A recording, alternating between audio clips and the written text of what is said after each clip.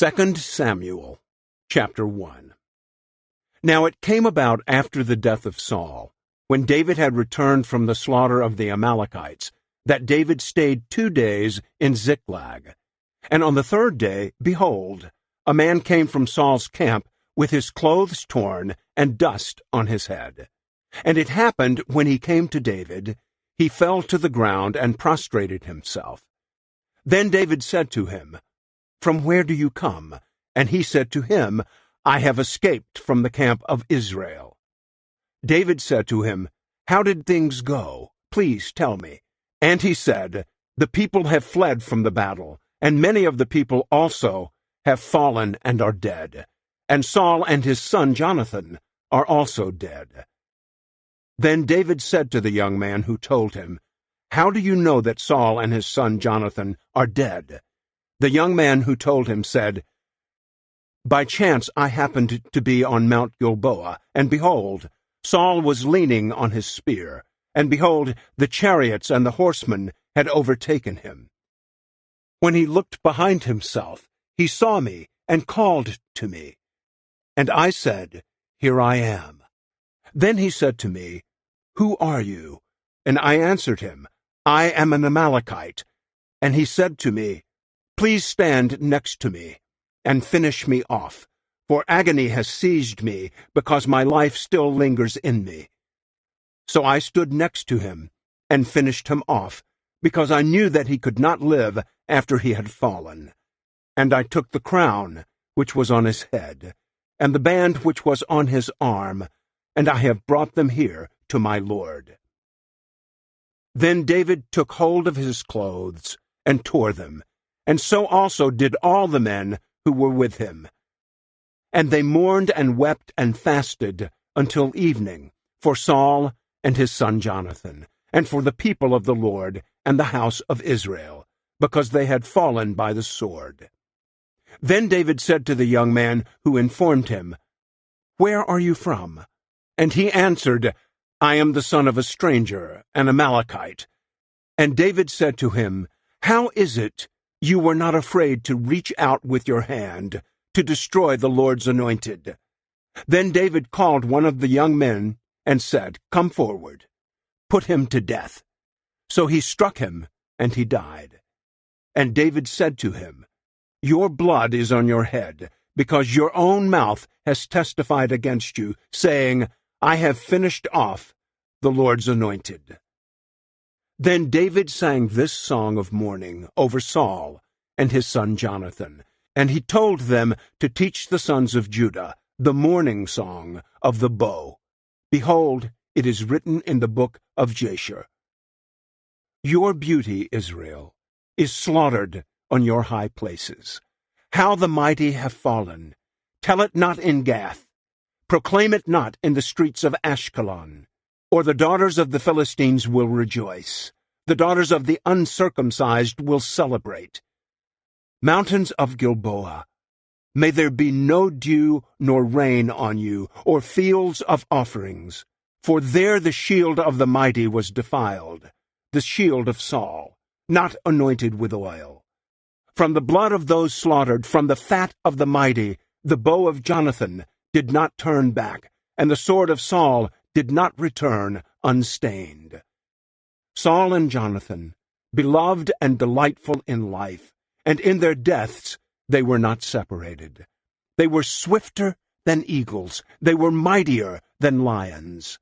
Daughters of Israel, weep over Saul, who clothed you in scarlet, with jewelry, who put gold jewelry on your apparel. How the mighty have fallen in the midst of the battle! Jonathan is slaughtered on your high places. I am distressed for you, my brother Jonathan. You have been a close friend to me. Your love for me was more wonderful than the love of women. How the mighty have fallen, and the weapons of war have perished. Chapter 2. Then it came about afterward that David inquired of the Lord, saying, "Shall I go up to one of the cities of Judah?" And the Lord said to him, "Go up." So David said, "Where shall I go up?" And he said, "To Hebron." So David went up there, and his 2 wives also, Ahinoam the Jezreelitess, and Abigail the widow of Nabal the Carmelite. And David brought up his men who were with him, each with his household. And they settled in the cities of Hebron. Then the men of Judah came, and there they anointed David king over the house of Judah. And they told David, saying, "It was the men of Jabesh-Gilead who buried Saul." So David sent messengers to the men of Jabesh-Gilead, and said to them, "May you be blessed of the Lord, because you have shown this kindness to Saul your lord, and have buried him.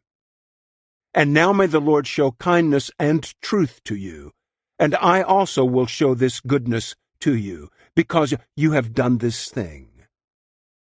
Now then, let your hands be strong and be valiant, since Saul your lord is dead, and also the house of Judah has anointed me king over them." But Abner the son of Ner, commander of Saul's army, had taken Ishbosheth the son of Saul, and brought him over to Mahanaim, and he made him king over Gilead, over the Asherites, over Jezreel, over Ephraim, and over Benjamin, even over all Israel. Ishbosheth, Saul's son, was 40 years old when he became king over Israel, and he was king for 2 years. The house of Judah, however, followed David, and the time that David was king in Hebron over the house of Judah was 7 years and 6 months. Now Abner the son of Ner went from Mahanaim to Gibeon with the servants of Ishbosheth the son of Saul. And Joab the son of Zeruiah and the servants of David went out and met them by the pool of Gibeon. And they sat down, Abner's men on the one side of the pool, and Joab's men on the other side of the pool. Then Abner said to Joab, "Now have the young men arise and hold a martial skills match in our presence." And Joab said, "Have them arise." So they got up and went over by count 12 for Benjamin and Ishbosheth the son of Saul, and 12 from the servants of David. And each one of them seized his opponent by the head, and thrust his sword in his opponent's side, so they fell down together. Therefore that place was called Helkath-Hazurim, which is in Gibeon. That day the battle was very severe, and Abner and the men of Israel were defeated by the servants of David. Now the 3 sons of Zeruiah were there, Joab, Abishai, and Asahel. And Asahel was as swift-footed as one of the gazelles that is in the field. Asahel pursued Abner, and did not turn to the right or to the left from following Abner. Then Abner looked behind himself and said, "Is that you, Asahel?" And he said, "It is I." So Abner said to him, "Turn aside for your own good, to your right or to your left, and take hold of one of the young men for yourself, and take for yourself his equipment."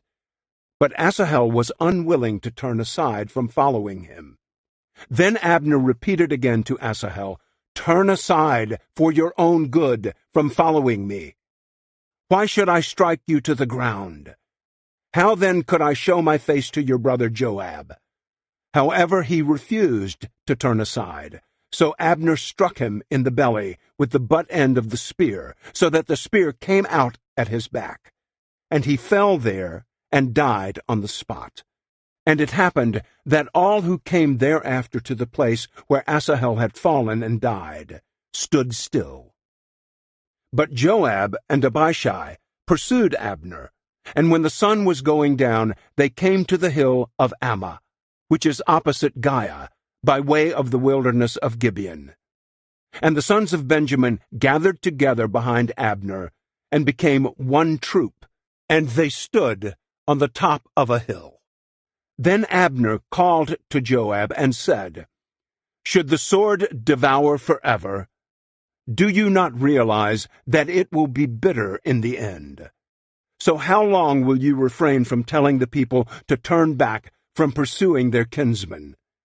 Joab said, "As God lives, if you had not spoken, then the people of Judah certainly would have withdrawn in the morning, each from pursuing his brother."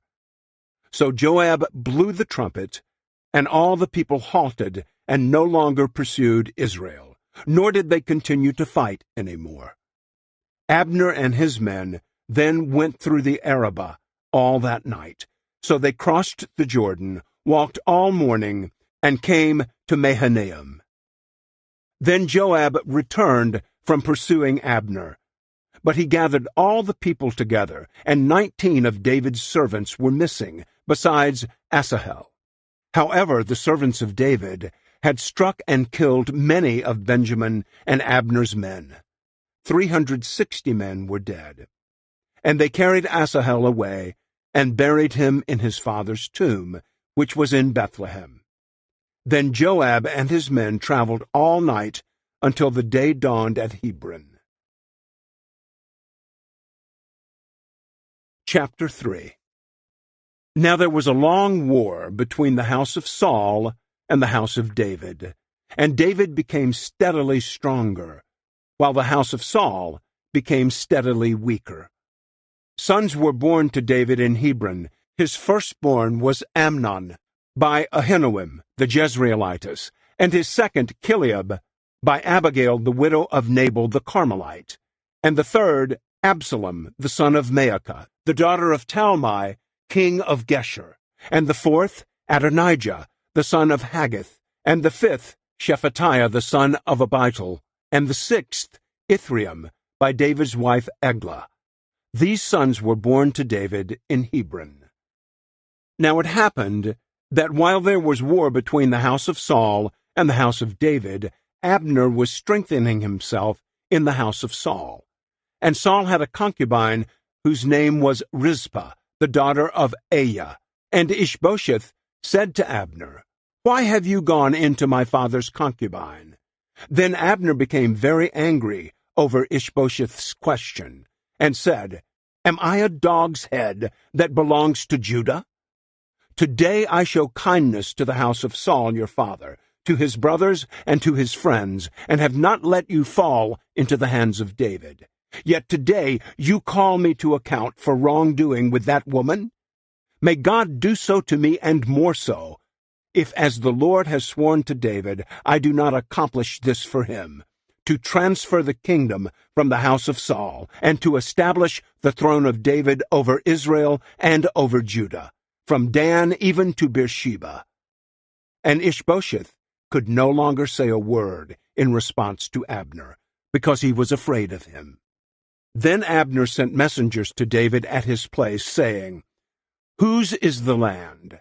Make your covenant with me, and behold, my hand shall be with you to bring all Israel over to you." And he said, "Good, I will make a covenant with you. Only I require one thing of you, namely, that you shall not see my face unless you first bring Michal, Saul's daughter, when you come to see me." So David sent messengers to Ishbosheth, Saul's son, saying, "Give me my wife Michal, to whom I was betrothed for 100 foreskins of the Philistines." Ishbosheth sent men and had her taken from her husband, from Paltiel, the son of Laish. And her husband went with her, weeping as he went, following her as far as Bahurim. Then Abner said to him, "Go, return." So he returned. Now Abner had a consultation with the elders of Israel, saying, "In times past you were seeking for David to be king over you. Now then, do it. For the Lord has spoken regarding David, saying, 'By the hand of my servant David I will save my people Israel from the hand of the Philistines, and from the hands of all their enemies.'" Abner also spoke to Benjamin, and in addition Abner went to speak to David in Hebron, everything that seemed good to Israel and to the entire house of Benjamin. Then Abner and 20 men with him came to David at Hebron, and David held a feast for Abner and the men who were with him. Abner said to David, "Let me set out and go and gather all Israel to my lord the king, so that they may make a covenant with you, and that you may be king over all that your soul desires." So David let Abner go, and he went in peace. And behold, the servants of David and Joab came from a raid and brought a large amount of plunder with them. But Abner was not with David in Hebron, since he had let him go, and he had gone in peace. When Joab and all the army that was with him arrived, they informed Joab, saying, Abner, the son of Ner, came to the king, and he has let him go on his way, and he has gone in peace. Then Joab came to the king and said, What have you done? Behold, Abner came to you. Why then have you let him go, so that he is already gone? You know Abner, the son of Ner, that he came to gain your confidence, and to learn of your going out and coming in, and to find out everything that you are doing. When Joab left David's presence, he sent messengers after Abner, and they brought him back from the well of Sirah. But David did not know about it. So when Abner returned to Hebron, Joab took him aside into the middle of the gate to speak with him privately. And there he struck him in the belly, so that he died on account of the blood of his brother Asahel. Afterward, when David heard about this, he said, I and my kingdom are innocent before the Lord forever of the blood of Abner, the son of Ner. May it turn upon the head of Joab and on all his father's house. And may there not be eliminated from the house of Joab someone who suffers a discharge, or has leprosy, or holds the spindle, or falls by the sword, or lacks bread. So Joab and his brother Abishai killed Abner, because he had put their brother Asahel to death in the battle at Gibeon. Then David said to Joab, and to all the people who were with him, Tear your clothes, and put on sackcloth, and mourn before Abner. And King David walked behind the bier. And they buried Abner in Hebron, and the king raised his voice and wept at the grave of Abner, and all the people wept. And the king sang a song of mourning for Abner, and said, Should Abner die as a fool dies? Your hands were not bound, nor your feet put in bronze shackles. As one falls before the wicked, you have fallen. And all the people wept over him again. Then all the people came to provide food for David in his distress, while it was still day. But David vowed, saying, May God do so to me, and more so, if I taste bread or anything else before the sun goes down. Now all the people took note of David's vow, and it pleased them, just as everything that the king did pleased all the people. So all the people and all Israel understood on that day that it had not been the desire of the king to put Abner, the son of Ner, to death. Then the king said to his servants, Do you not know that a leader and a great man has fallen in Israel this day? And I am weak today, though anointed king. And these men, the sons of Zeruiah, are too difficult for me. May the Lord repay the evildoer in proportion to his evil. Chapter 4. Now when Ishbosheth, Saul's son, heard that Abner had died in Hebron, his courage failed, and all Israel was horrified. And Saul's son had 2 men who were commanders of troops.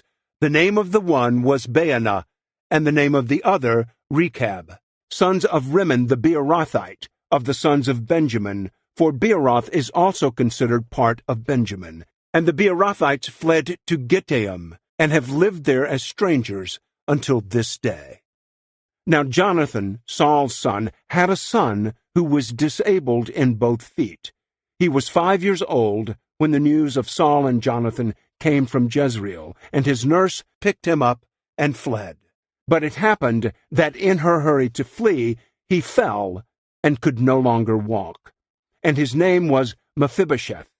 So the sons of Rimmon the Beerothite, Rechab and Baanah, departed and came to the house of Ishbosheth in the heat of the day, while he was taking his midday rest.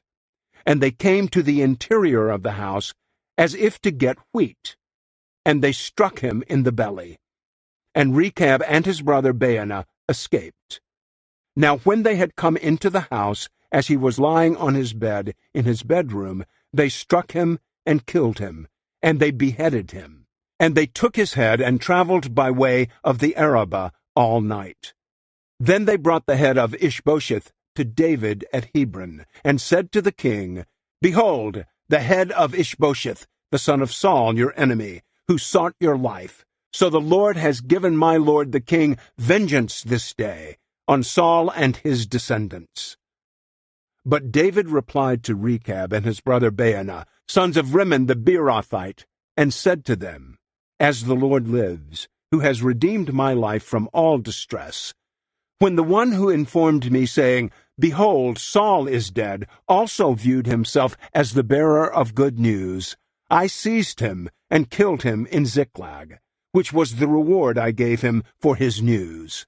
How much more when wicked men have killed a righteous man in his own house on his bed, shall I not now require his blood from your hands, and eliminate you both from the earth? Then David commanded the young men, and they killed them, and cut off their hands and feet, and hung them up beside the pool in Hebron. But they took the head of Ishbosheth, and buried it in the grave of Abner in Hebron. Chapter 5. Then all the tribes of Israel came to David at Hebron, and said, Behold, we are your bone and your flesh. Previously, when Saul was king over us, you were the one who led Israel out and in. And the Lord said to you, You will shepherd my people Israel, and you will be a leader over Israel. So all the elders of Israel came to the king at Hebron, and King David made a covenant with them before the Lord in Hebron. Then they anointed David king over Israel. David was 30 years old when he became king, and he reigned for 40 years. At Hebron he reigned over Judah for 7 years and 6 months, and in Jerusalem he reigned for 33 years over all Israel and Judah. Now the king and his men went to Jerusalem against the Jebusites, the inhabitants of the land. And they said to David, You shall not come in here, but even those who are blind and those who limp will turn you away, thinking, David cannot enter here. Nevertheless, David captured the stronghold of Zion, that is, the city of David. And David said on that day, Whoever strikes the Jebusites is to reach those who limp and those who are blind, who are hated by David's soul, through the water tunnel. For that reason they say, People who are blind and people who limp shall not come into the house. So David lived in the stronghold, and called it the city of David. And David built all around from the Millo and inward. David became greater and greater, for the Lord God of armies was with him. Then Hiram, the king of Tyre, sent messengers to David with cedar trees, carpenters and stonemasons, and they built a house for David. And David realized that the Lord had appointed him as king over Israel, and that he had exalted his kingdom for the sake of his people Israel. Meanwhile, David took more concubines and wives from Jerusalem after he came from Hebron, and more sons and daughters were born to David. Now these are the names of those who were born to him in Jerusalem: Shemuah, Shobab, Nathan, Solomon, Ibhar, Elishua, Nepheg, Japhiah, Elishama, Eliada, and Eliphalet. Now when the Philistines heard that they had anointed David king over Israel, all the Philistines went up to seek out David. And when David heard about it, he went down to the stronghold. Now the Philistines came and overran the valley of Rephaim. So David inquired of the Lord, saying, Shall I go up against the Philistines? Will you hand them over to me? And the Lord said to David, Go up, for I will certainly hand the Philistines over to you. Then David came to Baal-perazim and defeated them there. And he said, The Lord has broken through my enemies before me like the breakthrough of waters. Therefore he named that place Baal-Perazim, and the Philistines abandoned their idols there. So David and his men carried them away. Now the Philistines came up once again and overran the valley of Rephaim. So David inquired of the Lord, but he said, "You shall not go directly up. Circle around behind them, and come at them in front of the baccaw shrubs. And it shall be, when you hear the sound of marching in the tops of the baccaw shrubs, then you shall act promptly, for then the Lord will have gone out before you to strike the army of the Philistines." Then David did so just as the Lord had commanded him. He struck and killed the Philistines, from Geba as far as Gezer. Chapter 6. Now David again gathered all the chosen men of Israel, 30,000. And David departed from Baale-Judah with all the people who were with him, to bring up from there the ark of God, which is called by the name, the very name of the Lord of armies, who is enthroned above the cherubim. They had mounted the ark of God on a new cart, and moved it from the house of Abinadab, which was on the hill. And Uzzah and Ahio, the sons of Abinadab, were leading the new cart. So they brought it with the ark of God from the house of Abinadab, which was on the hill. And Ahio was walking ahead of the ark. Meanwhile David and all the house of Israel were celebrating before the Lord with all kinds of instruments made of juniper wood, and with lyres, harps, tambourines, castanets, and cymbals. But when they came to the threshing floor of Nacon, Uzzah reached out toward the ark of God and took hold of it, because the oxen nearly overturned it. And the anger of the Lord burned against Uzzah, and God struck him down there for his irreverence, and he died there by the ark of God. Then David became angry because of the Lord's outburst against Uzzah, and that place has been called Perez Uzzah to this day. So David was afraid of the Lord that day, and he said, "How can the ark of the Lord come to me?" And David was unwilling to move the ark of the Lord into the city of David with him. But David took it aside to the house of Obed-Edom the Gittite. The ark of the Lord remained in the house of Obed-Edom the Gittite for 3 months. And the Lord blessed Obed-Edom and all his household. Now it was reported to King David, saying, "The Lord has blessed the house of Obed-Edom, and all that belongs to him, on account of the ark of God." So David went and brought the ark of God up from the house of Obed-Edom to the city of David with joy. And so it was that when those carrying the ark of the Lord marched 6 paces, he sacrificed an ox and a fattened steer. And David was dancing before the Lord with all his strength, and David was wearing a linen ephod. So David and all the house of Israel were bringing up the ark of the Lord with joyful shouting and the sound of the trumpet. Then it happened, as the ark of the Lord was coming into the city of David, that Michal, the daughter of Saul, looked down through the window and saw King David leaping and dancing before the Lord. And she was contemptuous of him in her heart. Now they brought in the ark of the Lord and set it in its place inside the tent which David had pitched for it.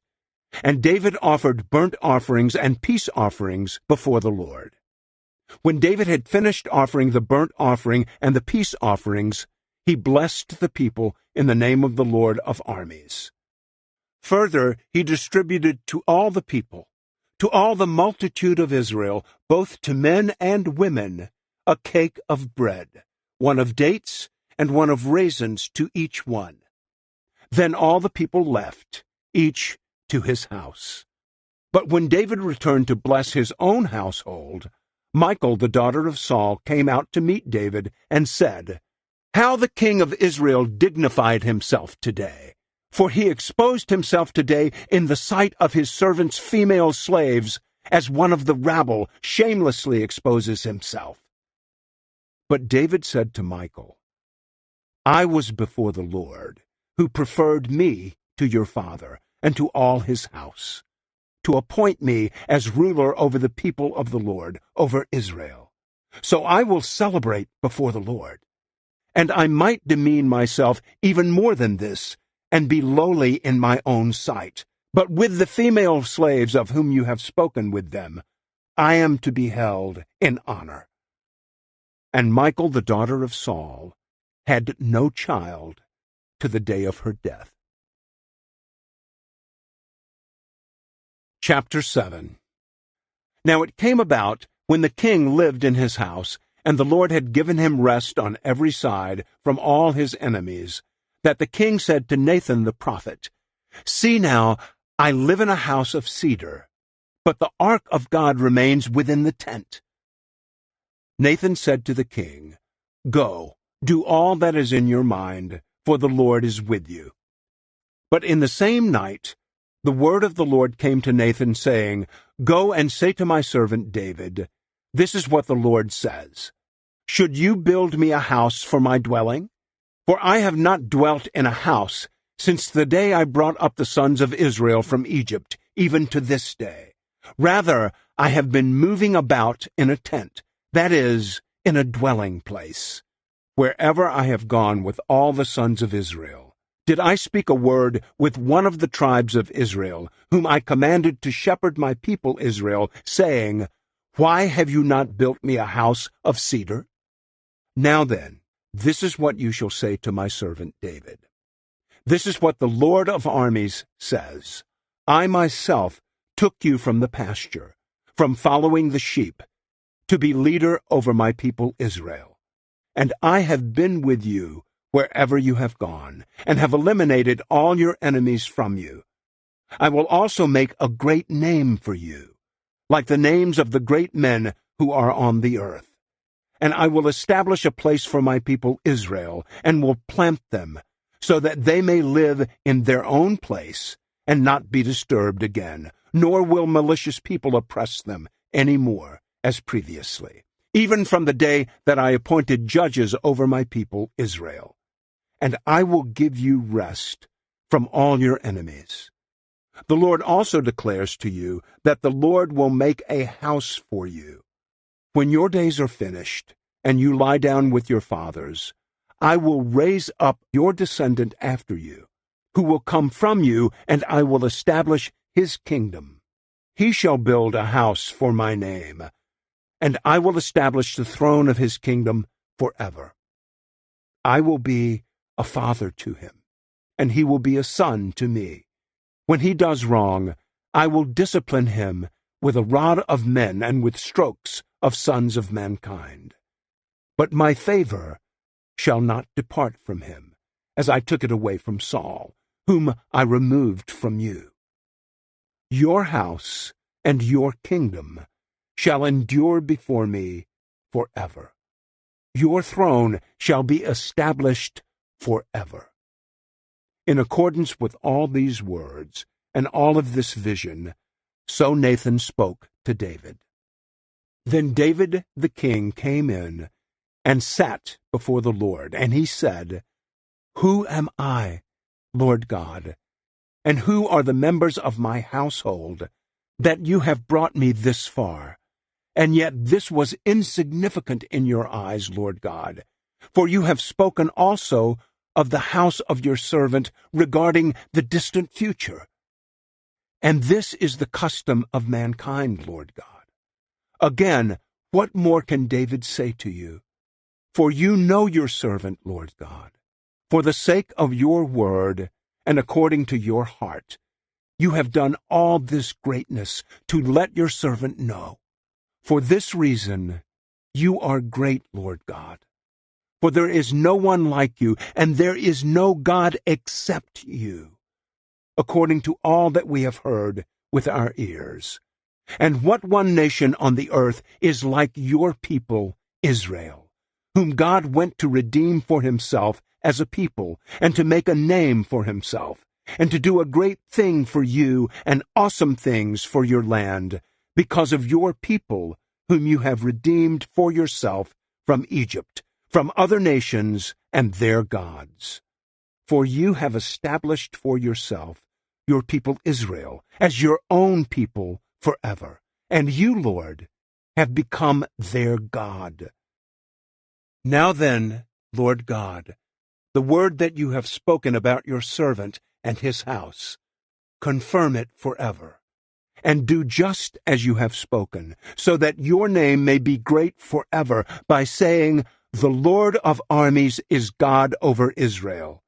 And may the house of your servant David be established before you. For you, Lord of armies, God of Israel, have given a revelation to your servant, saying, I will build you a house. Therefore your servant has found courage to pray this prayer to you. Now then, Lord God, you are God, and your words are truth. And you have promised this good thing to your servant. And now may it please you to bless the house of your servant, so that it may continue forever before you. For you, Lord God, have spoken, and with your blessing may the house of your servant be blessed forever. Chapter 8. Now it happened afterward that David defeated the Philistines and subdued them. And David took control of the chief city from the hand of the Philistines. And he defeated Moab and measured them with the line, making them lie down on the ground. And he measured 2 lines to put to death, and a full line to keep alive. And the Moabites became servants to David, bringing tribute. Then David defeated Hadadezer, the son of Rehob, king of Zobah, as he went to restore his power at the Euphrates River.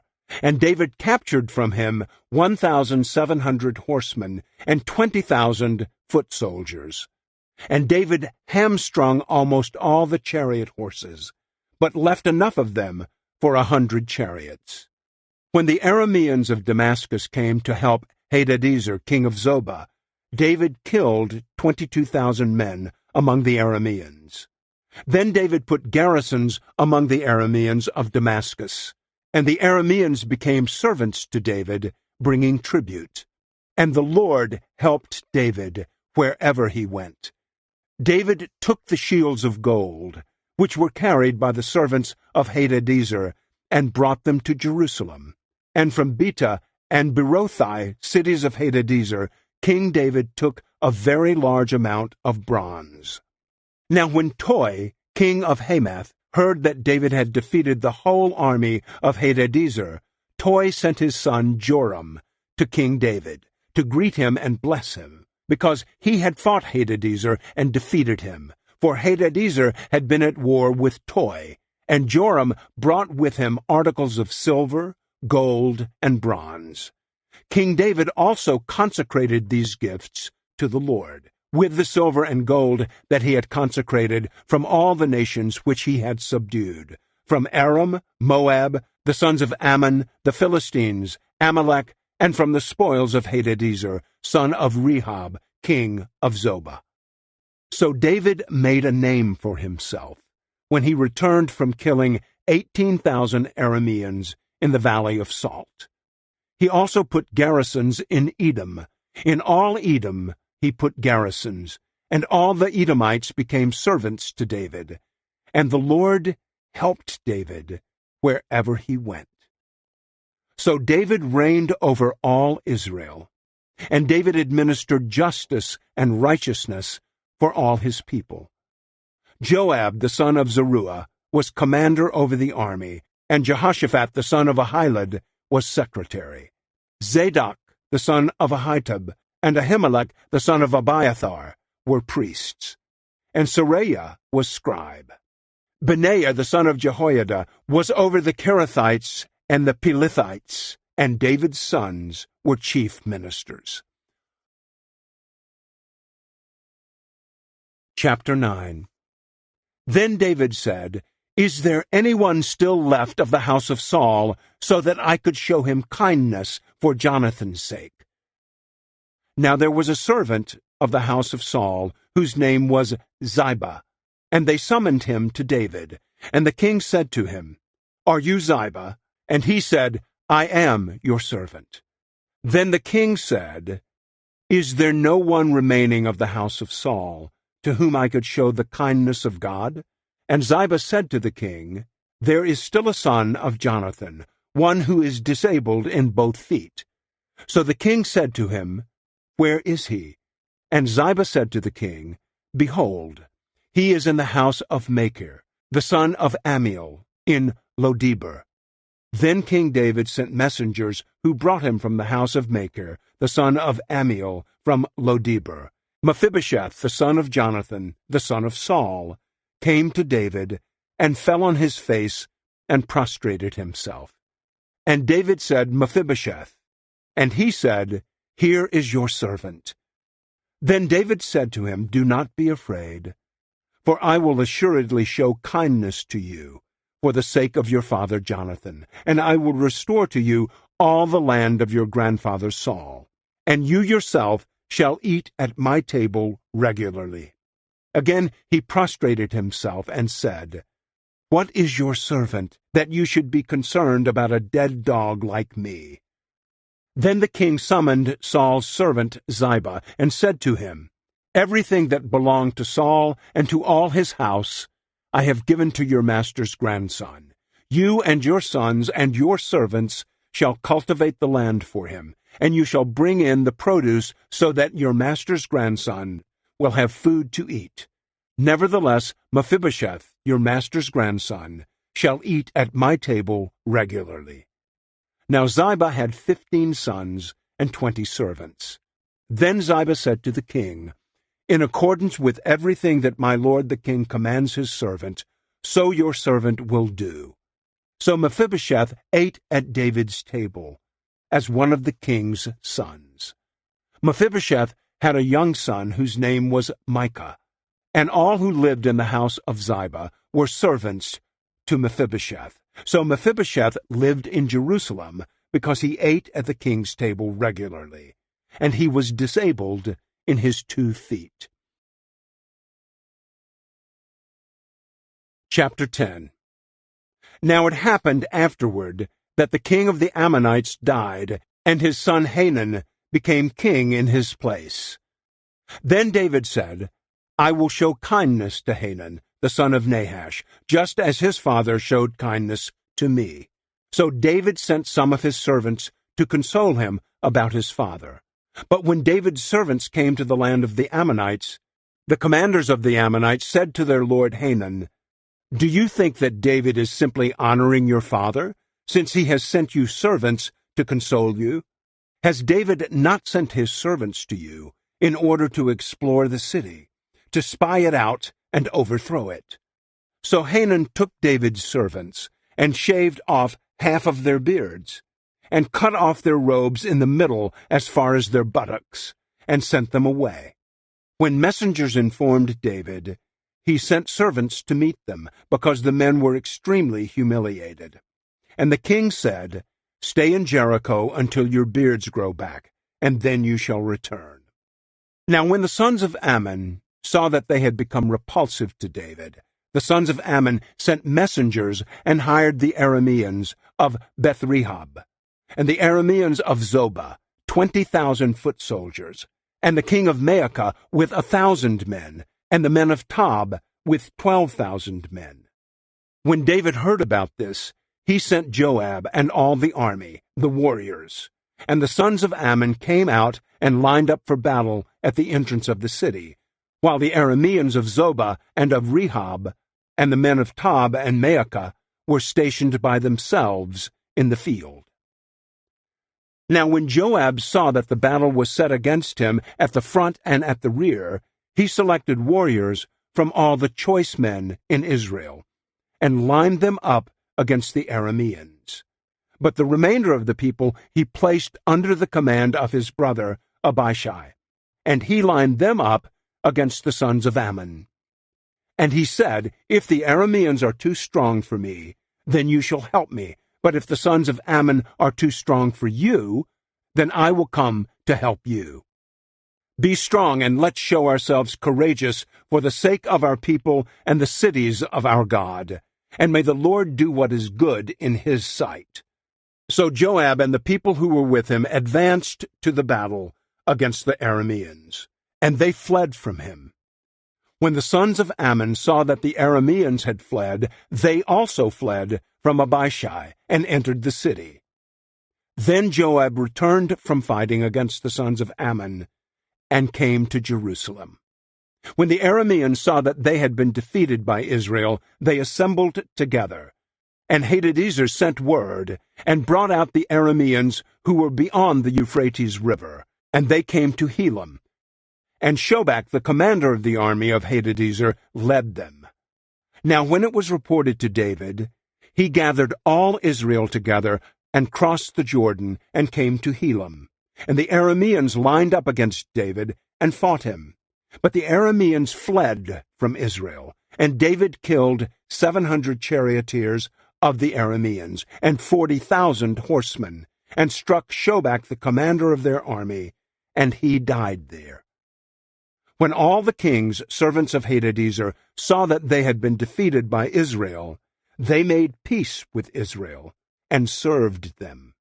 So the Arameans were afraid to help the sons of Ammon any more. Chapter 11. Then it happened in the spring, at the time when kings go out to battle, that David sent Joab and his servants with him, and all Israel, and they brought destruction on the sons of Ammon, and besieged Rabbah. But David stayed in Jerusalem. Now at evening time, David got up from his bed, and walked around on the roof of the king's house. And from the roof he saw a woman bathing, and the woman was very beautiful in appearance. So David sent servants and inquired about the woman. And someone said, "Is this not Bathsheba, the daughter of Eliam, the wife of Uriah the Hittite?" Then David sent messengers, and had her brought, and when she came to him, he slept with her. And when she had purified herself from her uncleanness, she returned to her house. But the woman conceived, so she sent word, and informed David, and said, "I am pregnant." Then David sent word to Joab, "Send me Uriah the Hittite." So Joab sent Uriah to David. When Uriah came to him, David asked about Joab's well-being, and that of the people, and the condition of the war. Then David said to Uriah, "Go down to your house, and wash your feet." So Uriah left the king's house, and a gift from the king was sent after him. But Uriah slept at the door of the king's house with all the servants of his lord, and did not go down to his house. Now when they informed David, saying, "Uriah did not go down to his house," David said to Uriah, "Did you not come from a journey? Why did you not go down to your house?" And Uriah said to David, "The ark and Israel and Judah are staying in temporary shelters, and my lord Joab and the servants of my lord are camping in the open field. Should I then go to my house to eat and drink and to sleep with my wife? By your life and the life of your soul, I will not do this thing." Then David said to Uriah, "Stay here today also, and tomorrow I will let you go back." So Uriah remained in Jerusalem that day, and the day after. Now David summoned Uriah, and he ate and drank in his presence. And he made Uriah drunk. And in the evening Uriah went out to lie on his bed with his lord's servants, and he still did not go down to his house. So in the morning David wrote a letter to Joab, and sent it by the hand of Uriah. He had written in the letter the following: "Station Uriah on the front line of the fiercest battle, and pull back from him, so that he may be struck and killed." So it was, as Joab kept watch on the city, that he stationed Uriah at the place where he knew there were valiant men. And the men of the city went out and fought against Joab, and some of the people among David's servants fell, and Uriah the Hittite also died. Then Joab sent a messenger and reported to David all the events of the war. He ordered the messenger, saying, "When you have finished telling all the events of the war to the king, then it shall be that if the king's wrath rises, and he says to you, 'Why did you move against the city to fight? Did you not know that they would shoot from the wall? Who struck Abimelech the son of Jerubbesheth? Did a woman not throw an upper millstone on him from the wall, so that he died at Thebez? Why did you move against the wall?' Then you shall say, 'Your servant Uriah the Hittite also died.'" So the messenger departed, and came, and reported to David everything that Joab had sent him to tell. The messenger said to David, "The men prevailed against us, and came out against us in the field. But we pressed them as far as the entrance of the gate. Also the archers shot at your servants from the wall. So some of the king's servants died, and your servant Uriah the Hittite also died." Then David said to the messenger, "This is what you shall say to Joab. Do not let this thing displease you, for the sword devours one as well as another. Fight with determination against the city and overthrow it, and thereby encourage him."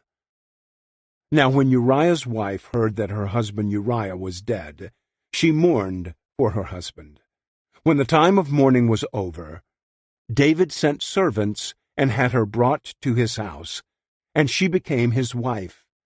Then she bore him a son. But the thing that David had done was evil in the sight of the Lord. Chapter 12. Then the Lord sent Nathan to David, and he came to him and said, "There were two men in a city, the one wealthy and the other poor. The wealthy man had a great many flocks and herds, but the poor man had nothing at all except one little ewe lamb which he bought and nurtured. And it grew up together with him and his children. It would eat scraps from him, and drink from his cup, and lie in his lap, and was like a daughter to him. Now a visitor came to the wealthy man, and he could not bring himself to take any animal from his own flock or his own herd to prepare for the traveler who had come to him.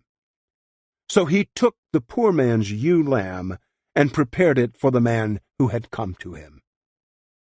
Then David's anger burned greatly against the man, and he said to Nathan, "As the Lord lives, the man who has done this certainly deserves to die.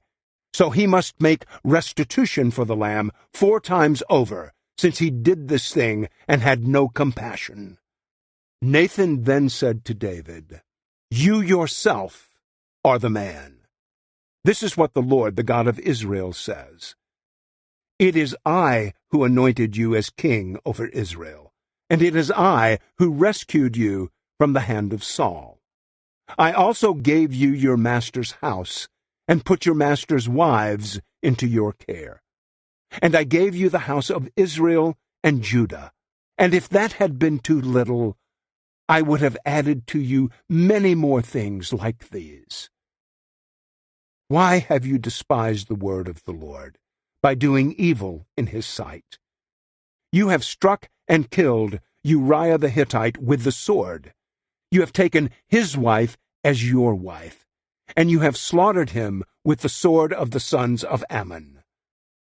Now then, the sword shall never leave your house, because you have despised me, and have taken the wife of Uriah the Hittite to be your wife.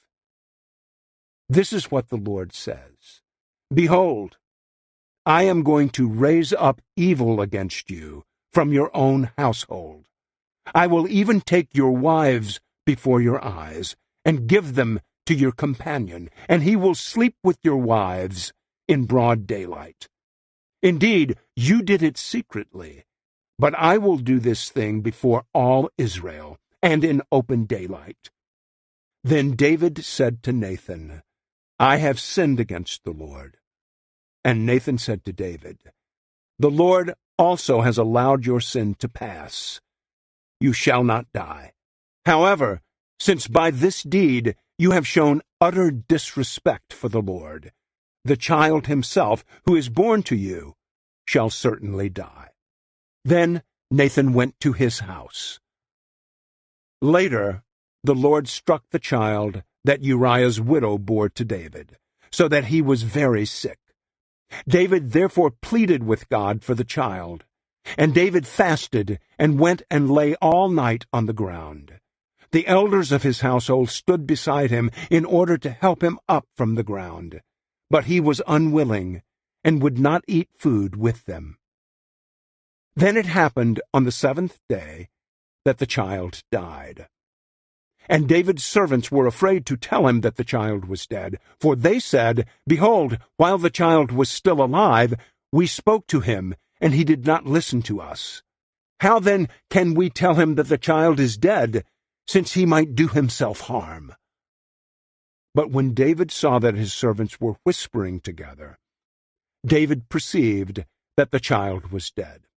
So David said to his servants, "Is the child dead?" And they said, "He is dead." So David got up from the ground, washed, anointed himself, and changed his clothes. And he went into the house of the Lord and worshipped. Then he went to his own house, and when he asked, they served him food, and he ate. Then his servant said to him, "What is this thing that you have done? You fasted and wept for the child while he was alive, but when the child died, you got up and ate food." And he said, "While the child was still alive, I fasted and wept, for I said, 'Who knows? The Lord may be gracious to me, and the child may live.' But now he has died. Why should I fast? Can I bring him back again? I am going to him, but he will not return to me." Then David comforted his wife Bathsheba, and went in to her and slept with her. And she gave birth to a son, and he named him Solomon. Now the Lord loved him, and sent word through Nathan the prophet, and he named him Jedediah, for the Lord's sake. Now Joab fought against Rabbah of the sons of Ammon, and captured the royal city. Then Joab sent messengers to David and said, "I have fought against Rabbah. I have even captured the city of waters. Now then, gather the rest of the people and camp opposite the city and capture it, or I will capture the city myself, and it will be named after me." So David gathered all the people and went to Rabbah, and he fought against it and captured it. Then he took the crown of their king from his head, and its weight was a talent of gold, and it had a precious stone, and it was placed on David's head. And he brought out the plunder of the city in great amounts. He also brought out the people who were in it, and put some to work at saws, iron picks, and iron axes, and made others serve at the brickworks. And he did the same to all the cities of the sons of Ammon. Then David and all the people returned to Jerusalem. Chapter 13. Now it was after this that Absalom, the son of David, had a beautiful sister whose name was Tamar. And Amnon the son of David was in love with her. But Amnon was so frustrated on account of his sister Tamar that he made himself ill. For she was a virgin, and it seemed too difficult to Amnon to do anything to her. But Amnon had a friend whose name was Jonadab, the son of Shimeah, David's brother. And Jonadab was a very clever man. And he said to him, "Why are you, the king's son, so depressed morning after morning? Will you not tell me?" So Amnon said to him, "I am in love with Tamar, the sister of my brother Absalom." Jonadab then said to him, "Lie down on your bed and pretend to be ill. When your father comes to see you, say to him, 'Please have my sister Tamar come and give me food to eat, and have her prepare the food in my sight, so that I may see it and eat from her hand.'"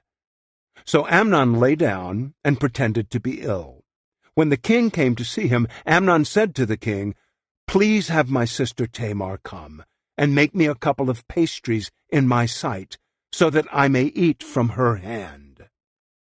Then David sent a messenger to the house for Tamar, saying, "Go now to your brother Amnon's house, and prepare food for him."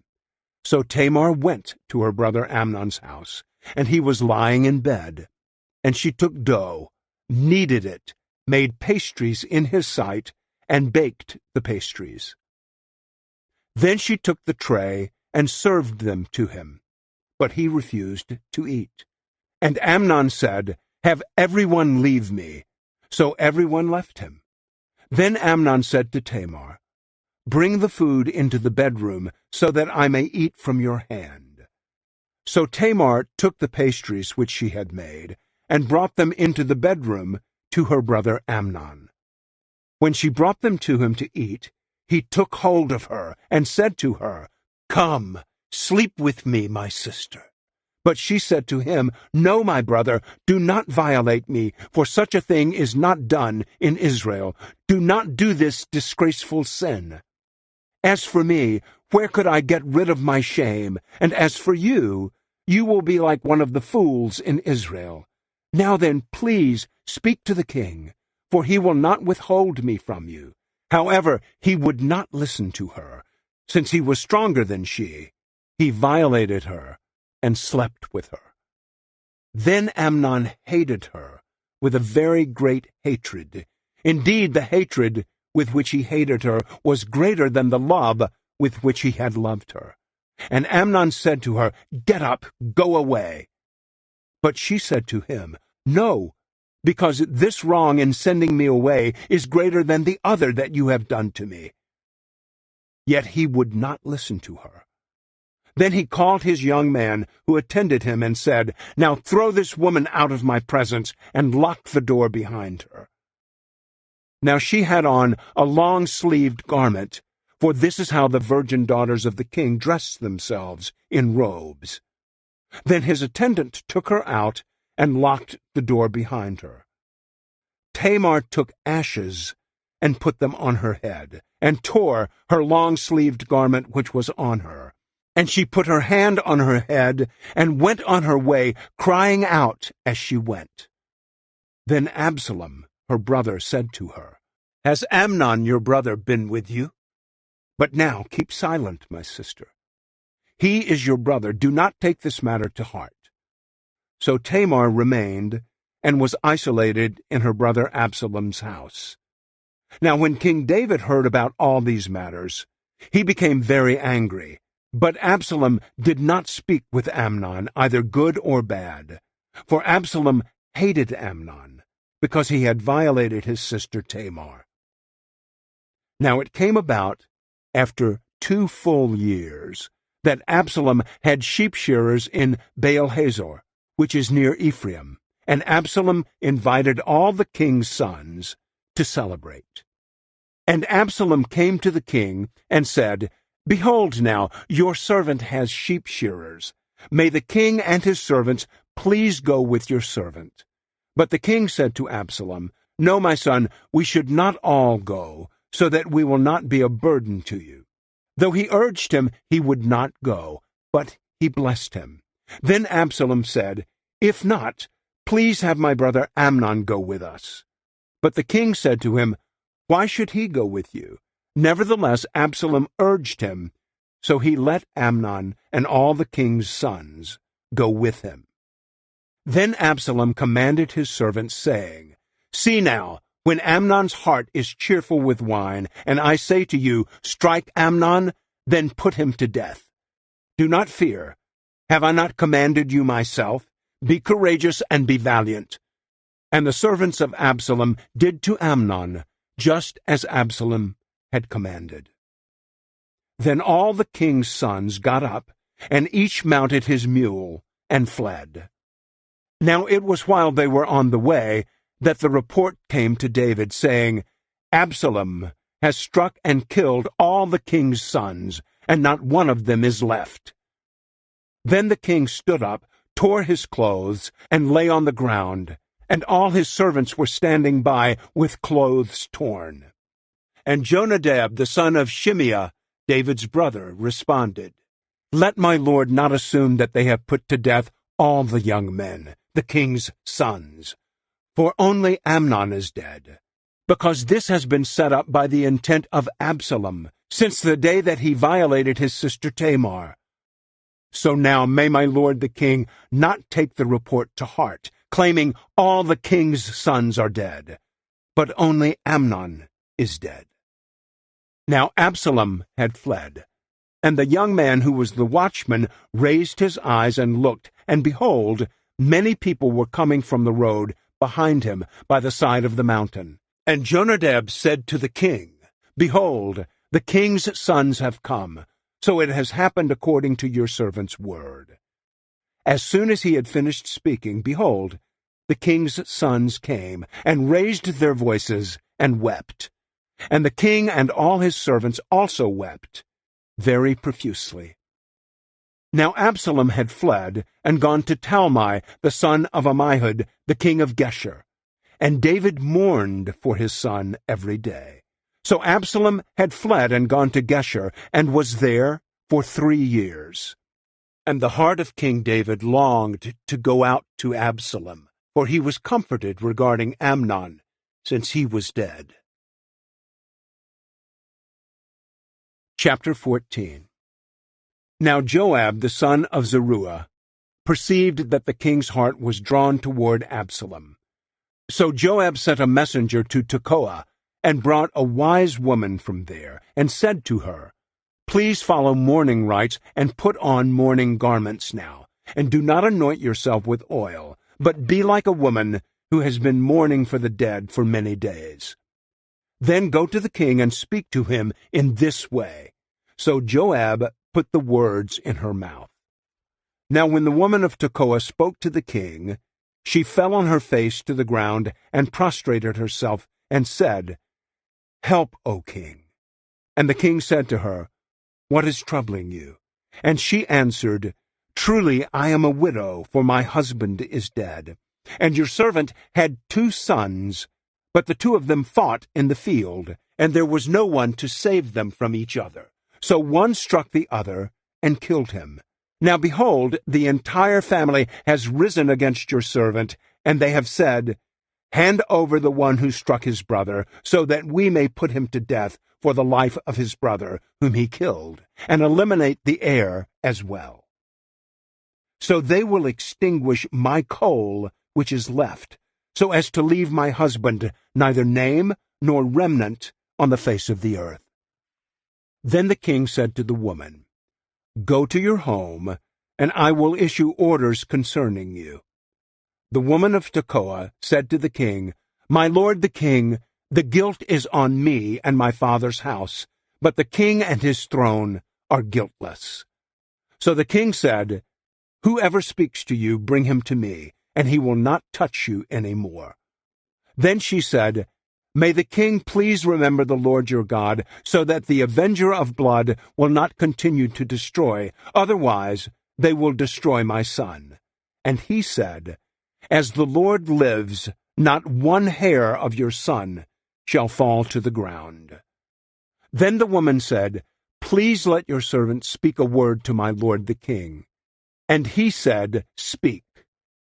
The woman said, "Why then have you planned such a thing against the people of God? For in speaking this word, the king is like one who is guilty, in that the king does not bring back his banished one. For we will surely die, and are like water spilled on the ground, which cannot be gathered up. Yet God does not take away life, but makes plans so that the banished one will not be cast out from him. Now then, the reason I have come to speak this word to my lord the king is that the people have made me afraid. So your servant said, 'Let me now speak to the king. Perhaps the king will perform the request of his slave.' For the king will listen to save his slave from the hand of the man who would eliminate both me and my son from the inheritance of God." Then your servant said, Please let the word of my lord the king be comforting. For as the angel of God, so is my lord the king, to discern good and evil. And may the Lord your God be with you." Then the king answered and said to the woman, "Please do not hide anything from me that I am about to ask you." And the woman said, "Let my lord the king please speak." So the king said, "Is the hand of Joab with you in all this?" And the woman replied, "As your soul lives, my lord the king, no one can turn to the right or to the left from anything that my lord the king has spoken. Indeed, it was your servant Joab who commanded me, and it was he who put all these words in the mouth of your servant. In order to change the appearance of things, your servant Joab has done this thing. But my lord is wise, like the wisdom of the angel of God, to know all that is on the earth." Then the king said to Joab, "Behold now, I will certainly do this thing. Go then, bring back the young man Absalom." And Joab fell on his face to the ground, prostrated himself, and blessed the king. Then Joab said, "Today your servant knows that I have found favor in your sight, my lord the king, in that the king has performed the request of his servant." So Joab arose and went to Geshur, and brought Absalom to Jerusalem. However, the king said, "He shall return to his own house, but he shall not see my face." So Absalom returned to his own house, and did not see the king's face. Now in all Israel there was no one as handsome as Absalom, so highly praised. From the sole of his foot to the top of his head there was no impairment in him. And when he cut the hair of his head, and it was at the end of every year that he cut it, because it was heavy on him, so he cut it, he weighed the hair of his head at 200 shekels by the king's weight. And to Absalom there were born 3 sons and 1 daughter, whose name was Tamar. She was a woman of beautiful appearance. Now Absalom lived 2 full years in Jerusalem, yet he did not see the king's face. Then Absalom sent for Joab to send him to the king, but he would not come to him. So he sent word again a second time, but he would not come. Therefore he said to his servants, "See, Joab's plot is next to mine, and he has barley there. Go and set it on fire." So Absalom's servants set the plot on fire. Then Joab got up, came to Absalom at his house, and said to him, "Why have your servants set my plot on fire?" Absalom answered Joab, "Behold, I sent for you, saying, 'Come here, so that I may send you to the king to say, Why have I come from Geshur? It would be better for me still to be there.' Now then, let me see the king's face, and if there is guilt in me, he can have me executed." So when Joab came to the king and told him, he summoned Absalom. Then Absalom came to the king and prostrated himself with his face to the ground before the king, and the king kissed Absalom. Chapter 15. Now it came about after this that Absalom provided for himself a chariot and horses, and 50 men to run ahead of him. And Absalom used to rise early, and stand beside the road to the gate. And when any man who had a lawsuit was to come before the king for judgment, Absalom would call out to him and say, "From what city are you?" And he would say, "Your servant is from one of the tribes of Israel." Then Absalom would say to him, "See, your claims are good and right, but you have no one to listen to you on the part of the king." Moreover, Absalom would say, "Oh, that someone would appoint me judge in the land. Then every man who has a lawsuit or claim could come to me, and I would give him justice." And whenever a man approached to prostrate himself before him, he would put out his hand and take hold of him and kiss him. Absalom dealt this way with all Israel who came to the king for judgment. So Absalom stole the hearts of the people of Israel. Now it came about at the end of 4 years that Absalom said to the king, "Please let me go and pay my vow which I have made to the Lord in Hebron. For your servant made a vow while I was living in Geshur in Aram, saying, If the Lord will indeed bring me back to Jerusalem, then I will serve the Lord." The king said to him, "Go in peace." So he got up and went to Hebron. But Absalom sent spies throughout the tribes of Israel, saying, "As soon as you hear the sound of the trumpet, then you shall say, Absalom is king in Hebron." Then 200 men went with Absalom from Jerusalem, who were invited and went innocently, for they did not know anything. And Absalom sent for Ahithophel the Gilonite, David's counselor, from his city Gilo, while he was offering the sacrifices. And the conspiracy was strong, for the people continually increased with Absalom. Then a messenger came to David, saying, "The hearts of the people of Israel are with Absalom." So David said to all his servants who were with him in Jerusalem, "Arise, and let's flee, for otherwise none of us will escape from Absalom. Go quickly, or he will hurry and overtake us, and bring disaster on us, and strike the city with the edge of the sword." Then the king's servants said to the king, "Behold, your servants will do whatever my lord the king chooses." So the king left, and all his household with him. But the king left 10 concubines behind to take care of the house. The king left, and all the people with him, and they stopped at the last house. Now all of his servants passed by beside him, and all the Kerethites, all the Pelethites, and all the Gittites, 600 men who had come with him from Gath, passed by before the king. Then the king said to Ittai the Gittite, "Why should you go with us too? Return and stay with your king, since you are a foreigner and an exile as well. Return to your own place. You came only yesterday, so should I make you wander with us today, while I go wherever I go? Return and take your brothers back. Mercy and truth be with you." But Ittai answered the king and said, "As the Lord lives, and as my lord the king lives, wherever my lord the king may be, whether for death or for life, there assuredly shall your servant be." Then David said to Ittai, "Go and cross over the brook Kidron." So Ittai the Gittite crossed over, with all his men, and all the little ones who were with him. While all the country was weeping with a loud voice, all the people were crossing over.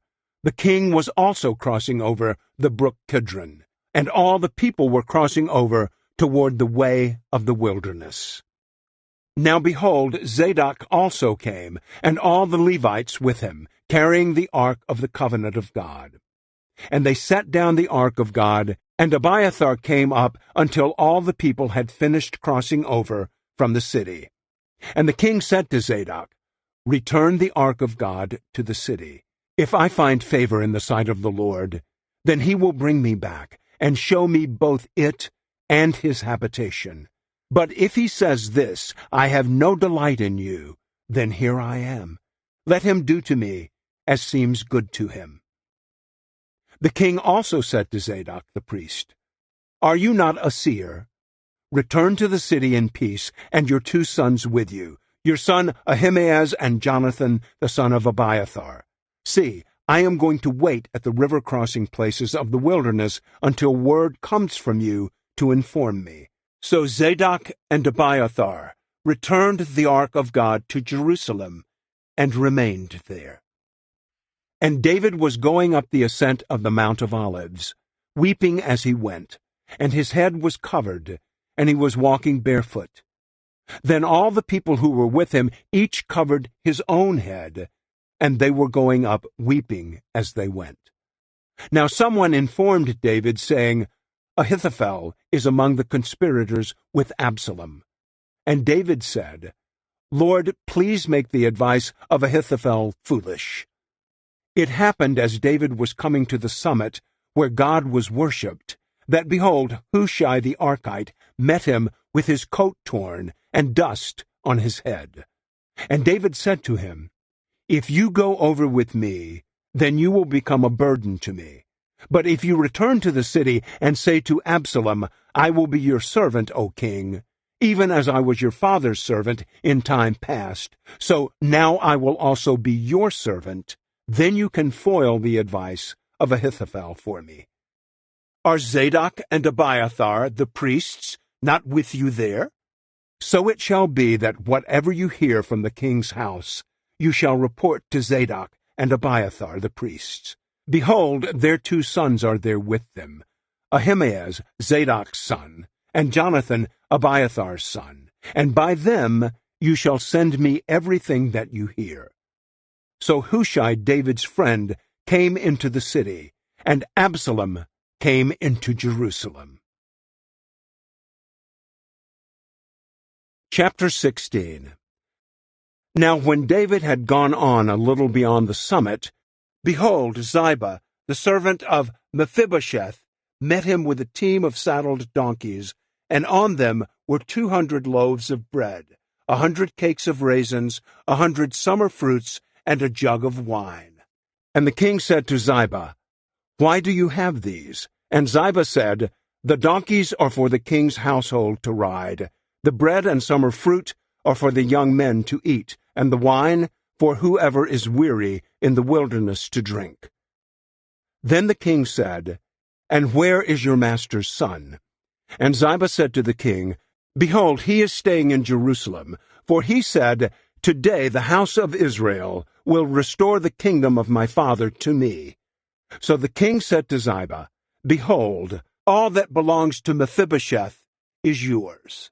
And Ziba said, I prostrate myself. May I find favor in your sight, my lord the king. When King David came to Bahurim, behold, a man was coming out from there, from the family of the house of Saul, and his name was Shimei, the son of Gera. He was coming out, cursing as he came. He also threw stones at David and all the servants of King David, and all the people and all the warriors were on his right and on his left. This is what Shimei said when he cursed, Go away, you man of bloodshed and worthless man. The Lord has brought back upon you all the bloodshed of the house of Saul, in whose place you have become king. And the Lord has handed the kingdom over to your son Absalom. And behold, you are caught in your own evil, for you are a man of bloodshed. Then Abishai the son of Zeruiah said to the king, Why should this dead dog curse my lord the king? Now let me go over and cut off his head. But the king said, What business of mine is yours, you sons of Zeruiah? If he curses, and if the Lord has told him, Curse David, then who should say, Why have you done so? Then David said to Abishai and to all his servants, Behold, my son who came out of my own body seeks my life. How much more now this Benjaminite? Leave him alone, and let him curse, for the Lord has told him. Perhaps the Lord will look on my misery and return good to me instead of his cursing this day. So David and his men went on the road, and Shimei kept going on the hillside close beside him. And as he went, he cursed and threw stones and dirt at him. And the king and all the people who were with him arrived exhausted, and he refreshed himself there. Then Absalom and all the people, the men of Israel, entered Jerusalem, and Ahithophel with him. Now it came about when Hushai the Archite, David's friend, came to Absalom, that Hushai said to Absalom, Long live the king! Long live the king! But Absalom said to Hushai, Is this your loyalty to your friend? Why did you not go with your friend? So Hushai said to Absalom, No, for whomever the Lord, this people, and all the men of Israel have chosen, his I shall be, and with him I shall remain. Besides, whom should I serve? Should I not serve in the presence of his son? Just as I have served in your father's presence, so I shall be in your presence. Then Absalom said to Ahithophel, Give your advice. What should we do? Ahithophel said to Absalom, Have relations with your father's concubines, whom he has left behind to take care of the house. Then all Israel will hear that you have made yourself repulsive to your father. The hands of all who are with you will also be strengthened." So they pitched a tent for Absalom on the roof, and Absalom had relations with his father's concubines in the sight of all Israel. Now the advice of Ahithophel, which he gave in those days, was taken as though one inquired of the word of God.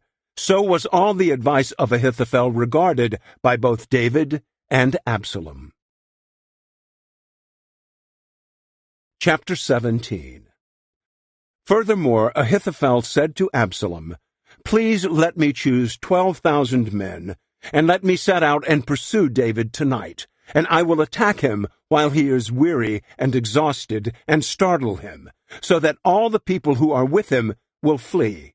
Then I will strike and kill the king when he is alone, and I will bring all the people back to you. The return of everyone depends on the man whom you are seeking. Then all the people will be at peace." And the plan pleased Absalom and all the elders of Israel. Nevertheless, Absalom said, "Now call Hushai the Archite also, and let's hear what he has to say." When Hushai had come to Absalom, Absalom said to him, "Ahithophel has proposed this plan. Should we carry out his plan? If not, say so yourself." So Hushai said to Absalom, "This time the advice that Ahithophel has given is not good." Then Hushai said, "You yourself know your father and his men, that they are warriors, and they are fierce, like a bear deprived of her cubs in the field. And your father is an expert in warfare, and he will not spend the night with the people. Behold, he has now hidden himself in one of the ravines, or in another place.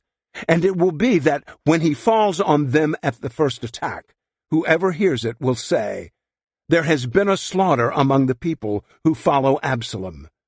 And even the one who is valiant, whose heart is like the heart of a lion, will completely despair.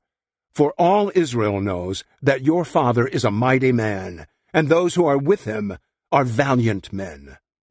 But I advise that all Israel be fully gathered to you, from Dan even to Beersheba, like the sand that is by the sea in abundance, and that you personally go into battle. Then we will come to him in one of the places where he can be found, and we will fall on him just as the dew falls on the ground. And of him and of all the men who are with him, not even one will be left. And if he withdraws into a city, then all Israel shall bring ropes to that city, and we will drag it into the valley until not even a pebble is found there." Then Absalom and all the men of Israel said, "The advice of Hushai the Archite is better than the advice of Ahithophel." For the Lord had ordained to foil the good advice of Ahithophel, in order for the Lord to bring disaster on Absalom. Then Hushai said to Zadok and to Abiathar the priests, "This is what Ahithophel advised Absalom and the elders of Israel to do, and this is what I have advised. Now then, send a messenger quickly and tell David, saying, 'Do not spend the night at the river crossing places of the wilderness, but by all means cross over, or else the king and all the people who are with him will be destroyed.'" Now Jonathan and Ahimaaz were staying at En-Rogel, and a female servant would go and inform them, and they would go and inform King David, for they could not allow themselves to be seen entering the city. But a boy did see them, and he told Absalom. So the two of them left quickly and came to the house of a man in Bahurim, who had a well in his courtyard. And they went down into it. And the woman took a cover and spread it over the well's mouth and scattered barley meal on it, so that nothing was known. Then Absalom's servants came to the woman at the house and said, "Where are Ahimaaz and Jonathan?" And the woman said to them, "They have crossed the brook of water."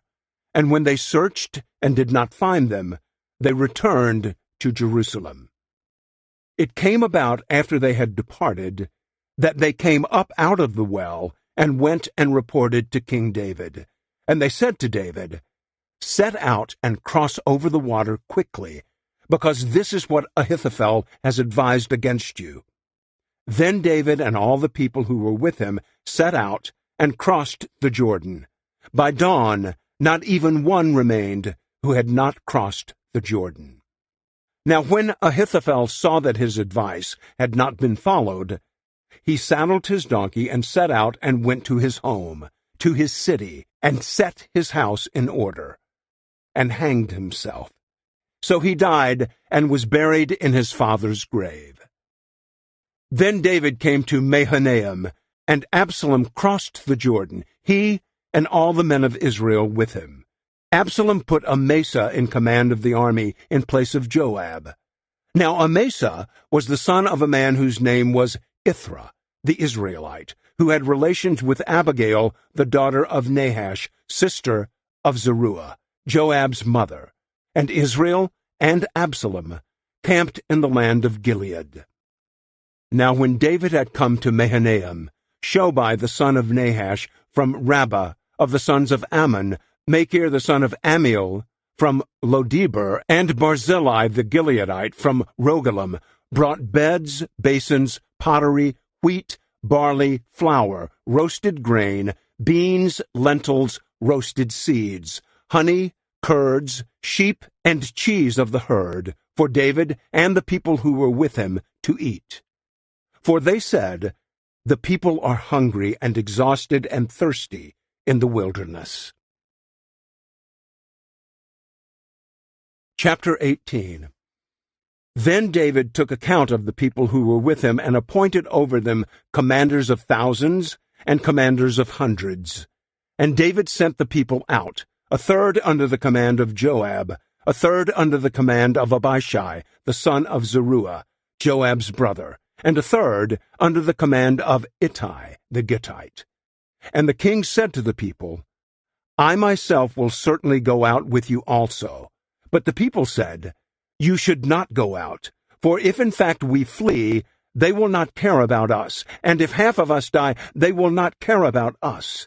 But you are worth 10,000 of us. So now it is better that you will be ready to help us from the city." Then the king said to them, "Whatever seems best to you, I will do." So the king stood beside the gate, and all the people went out by hundreds and thousands. But the king commanded Joab, Abishai, and Ittai, saying, "Deal gently with the young man Absalom for my sake." And all the people heard when the king commanded all the commanders regarding Absalom. Then the people went out to the field against Israel, and the battle took place in the forest of Ephraim. The people of Israel were defeated there by the servants of David, and the slaughter there that day was great, 20,000 men. For the battle there was spread over the whole countryside, and the forest devoured more people that day than the sword devoured. Now Absalom encountered the servants of David. Absalom was riding on his mule, and the mule went under the branches of a massive oak. Then his head caught firmly in the oak, and he was left hanging between the sky and earth, while the mule that was under him kept going. When a certain man saw him, he informed Joab and said, "Behold, I saw Absalom hanging in an oak." Then Joab said to the man who had informed him, "So behold, you saw him. Why then did you not strike him there to the ground? And it would have been my duty to give you 10 pieces of silver and a belt." But the man said to Joab, "Even if I were to receive 1,000 pieces of silver in my hand, I would not put out my hand against the king's son. For in our hearing the king commanded you, Abishai and Ittai, saying, 'Protect the young man Absalom for me.' Otherwise, if I had dealt treacherously against his life, and there is nothing hidden from the king, then you yourself would have avoided me." Then Joab said, I will not waste time here with you." So he took 3 spears in his hand, and thrust them through the heart of Absalom, while he was still alive in the midst of the oak. And 10 young men who carried Joab's armor gathered around and struck Absalom and killed him. Then Joab blew the trumpet, and the people returned from pursuing Israel, for Joab restrained the people. And they took Absalom and threw him into a deep pit in the forest, and erected over him a very large pile of stones. And all Israel fled, each to his own tent. Now Absalom, in his lifetime, had taken and set up for himself a memorial stone, which is in the king's valley, for he said, "I have no son to continue my name."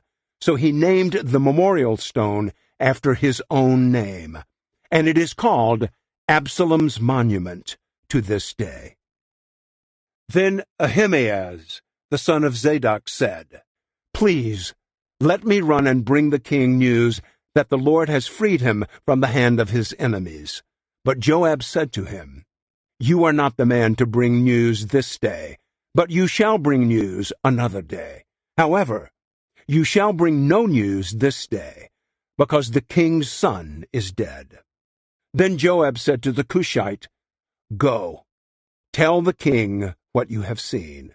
So the Cushite bowed to Joab and ran.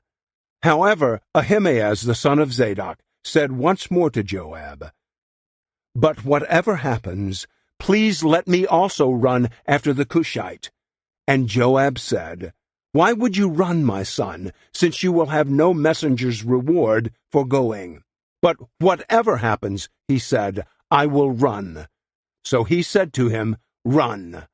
Then Ahimaaz ran by way of the plain and passed by the Cushite. Now David was sitting between the 2 gates, and the watchman went to the roof of the gate by the wall, and raised his eyes and looked. And behold, a man was running by himself. So the watchman called out and told the king. And the king said, "If he is by himself, there is good news in his mouth." And he came nearer and nearer. Then the watchman saw another man running, and the watchman called to the gatekeeper and said, "Behold, another man is running by himself." And the king said, "This one is also bringing good news." The watchman said, "I think the running form of the first one is like the running form of Ahimaaz, the son of Zadok." And the king said, "This is a good man, and he is coming with good news." Then Ahimaaz called out and said to the king, "All is well." And he prostrated himself before the king with his face to the ground. And he said, "Blessed is the Lord your God, who has turned over the men who raise their hands against my lord the king." But the king said, "Is it well with the young man Absalom?" And Ahimaaz answered, "When Joab sent the king's servant and your servant, I saw a great commotion, but I did not know what it was." Then the king said, "Turn aside and stand here." So he turned aside and stood still. Then behold, the Cushite arrived, and the Cushite said, "Let my lord the king receive good news, for the Lord has freed you this day from the hand of all those who rose up against you." Then the king said to the Cushite, "Is it well with the young man Absalom?" And the Cushite answered, "May the enemies of my lord the king, and all who rise up against you for evil, be like that young man." Then the king trembled, and went up to the chamber over the gate, and wept. And this is what he said as he walked, "My son Absalom, my son Absalom! If only I had died instead of you, Absalom, my son, my son." Chapter 19. Then it was reported to Joab, "Behold, the king is weeping, and he mourns for Absalom." So the victory that day was turned into mourning for all the people, because the people heard it said that day, The king is in mourning over his son. And the people entered the city surreptitiously that day, just as people who are humiliated surreptitiously flee in battle. And the king covered his face and cried out with a loud voice, "My son Absalom! Absalom, my son, my son!" Then Joab came into the house to the king and said, "Today you have shamed all your servants who have saved your life today, and the lives of your sons and daughters, the lives of your wives, and the lives of your concubines, by loving those who hate you, and by hating those who love you. For you have revealed today that commanders and servants are nothing to you. For I know today that if Absalom were alive and all of us were dead today, then it would be right as far as you are concerned. Now therefore arise, go out and speak kindly to your servants. For I swear by the Lord, if you do not go out, no man will stay the night with you, and this will be worse for you than all the misfortune that has happened to you from your youth until now." So the king got up and sat at the gate. When they told all the people, saying, "Behold, the king is sitting at the gate," then all the people came before the king. Now Israel had fled, each to his tent, and all the people were quarreling throughout the tribes of Israel, saying, "The king rescued us from the hands of our enemies and saved us from the hands of the Philistines. But now he has fled out of the land from Absalom. However, Absalom, whom we anointed over us, has died in battle. Now then, why are you silent about bringing the king back?" Then King David sent word to Zadok and Abiathar the priests, saying, "Speak to the elders of Judah, saying, Why are you the last to bring the king back to his house, since the word of all Israel has come to the king, even to his house?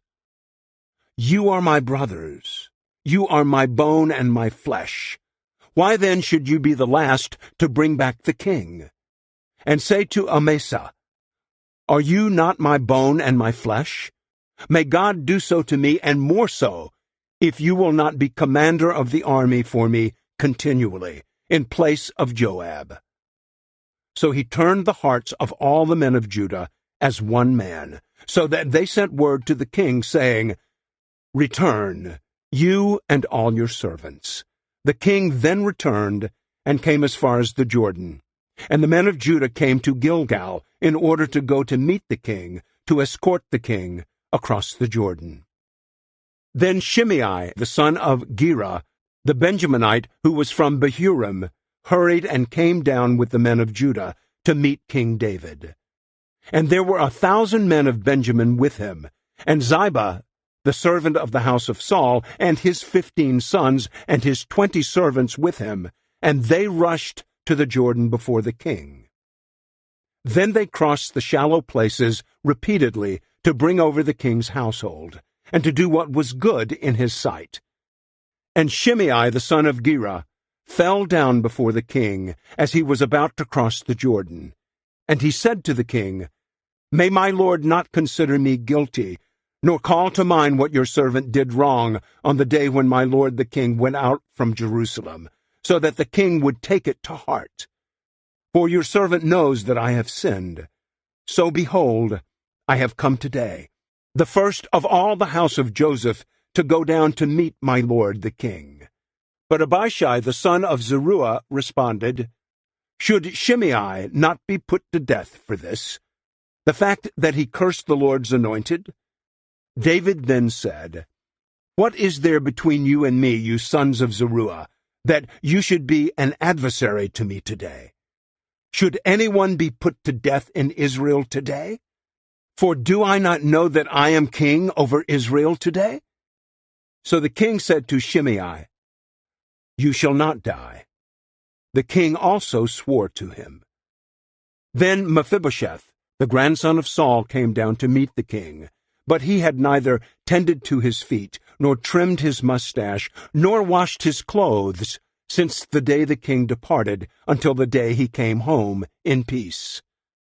And it was when he came from Jerusalem to meet the king, that the king said to him, "Why did you not go with me, Mephibosheth?" So he said, "My lord the king, my servant betrayed me. For your servant said, I will saddle the donkey for myself, so that I may ride on it and go with the king, since your servant cannot walk. Furthermore, he has slandered your servant to my lord the king, but my lord the king is like the angel of God. Therefore do what is good in your sight. For all my father's household was only people worthy of death to my lord the king. Yet you placed your servant among those who ate at your own table. So what right do I still have that I should complain any more to the king?" So the king said to him, "Why do you still speak of your affairs? I have decided. You and Ziba shall divide the land." And Mephibosheth said to the king, "Let him even take it all, since my lord the king has come safely to his own house." Now Barzillai the Gileadite had come down from Rogelim, and he went on to the Jordan with the king to escort him over the Jordan. Barzillai was very old, 80 years old, and he had provided the king food while he stayed in Mahanaim, for he was a very great man. So the king said to Barzillai, "You cross over with me, and I will provide you food in Jerusalem with me."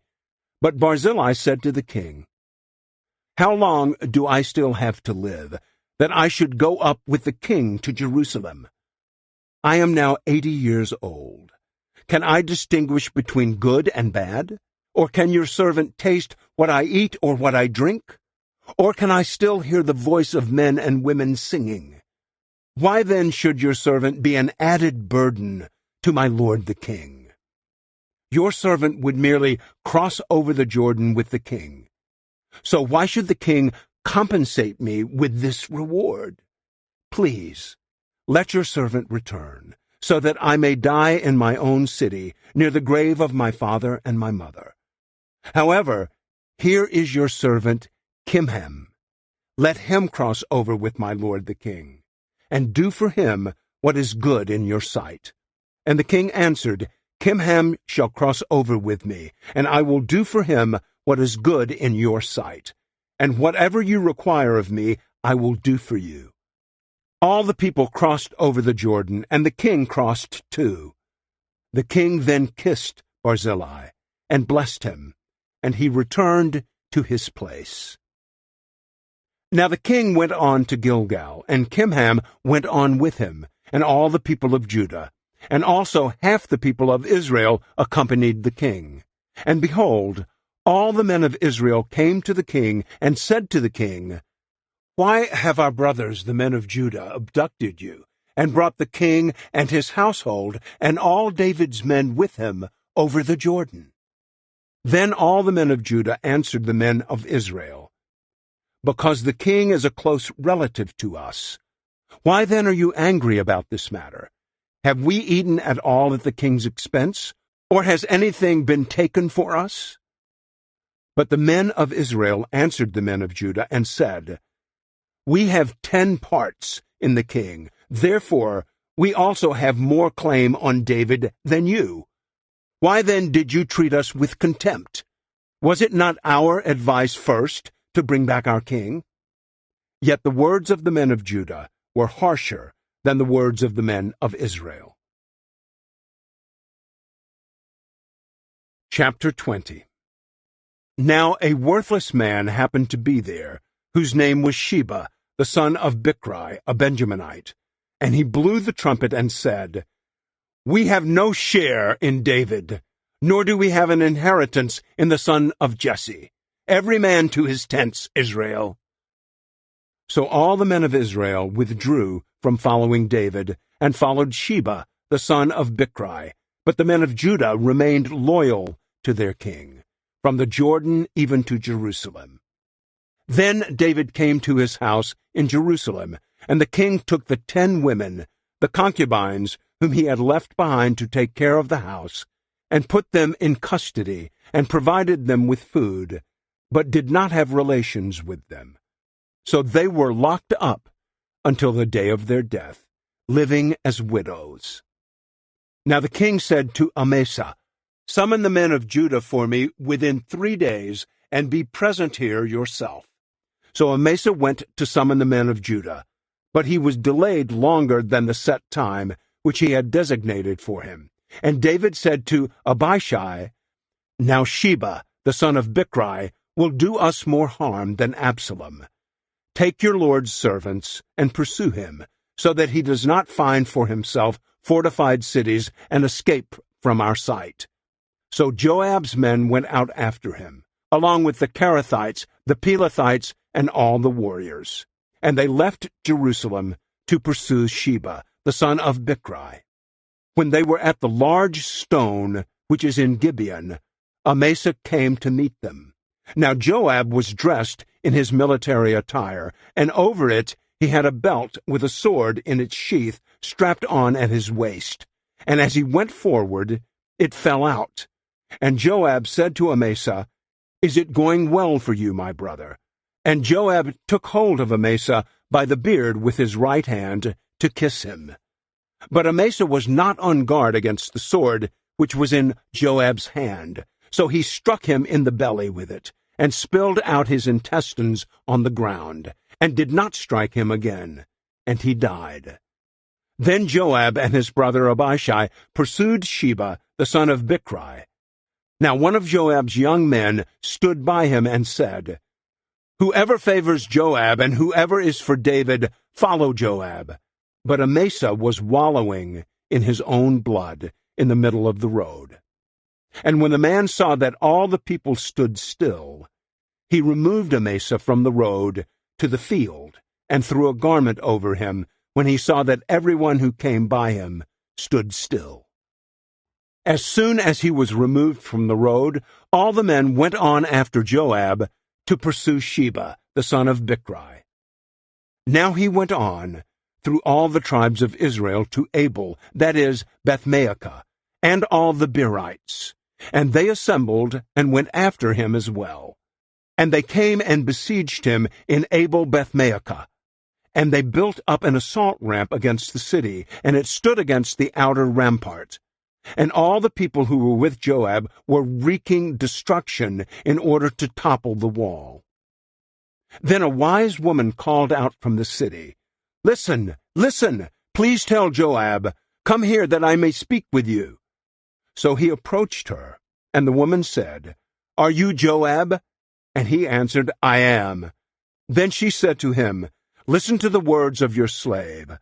And he said, "I am listening." Then she spoke, saying, "In the past they used to say, 'They will undoubtedly ask advice at Abel.' And that is how they ended a dispute. I am one of those who are ready for peace and faithful in Israel. You are trying to destroy a city, even a mother in Israel. Why would you swallow up the inheritance of the Lord?" Joab replied, far be it from me, that I would consume or destroy. Such is not the case, but a man from the hill country of Ephraim, Sheba, the son of Bichri by name, has raised his hand against King David. Only turn him over, and I will depart from the city." And the woman said to Joab, "Behold, his head will be thrown to you over the wall." Then the woman wisely came to all the people, and they cut off the head of Sheba, the son of Bichri, and threw it to Joab. So he blew the trumpet, and they were dispersed from the city, each to his tent. Joab also returned to the king at Jerusalem. Now Joab was in command of the entire army of Israel, and Benaiah the son of Jehoiada was over the Kerethites and the Pelethites, and Adoram was over the forced labor, and Jehoshaphat the son of Ahilud was the secretary, and Sheva was scribe, and Zadok and Abiathar were priests.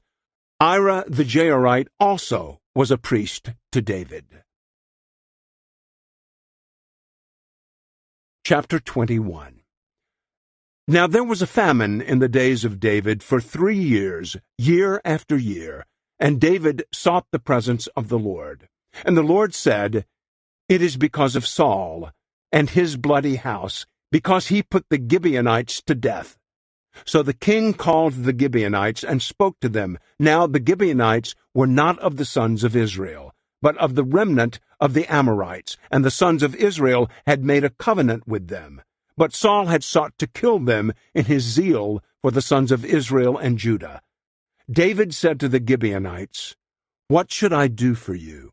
And how can I make amends so that you will bless the inheritance of the Lord?" Then the Gibeonites said to him, "For us it is not a matter of silver or gold, with Saul or his house, nor is it for us to put anyone to death in Israel." Nevertheless David said, "I will do for you whatever you say."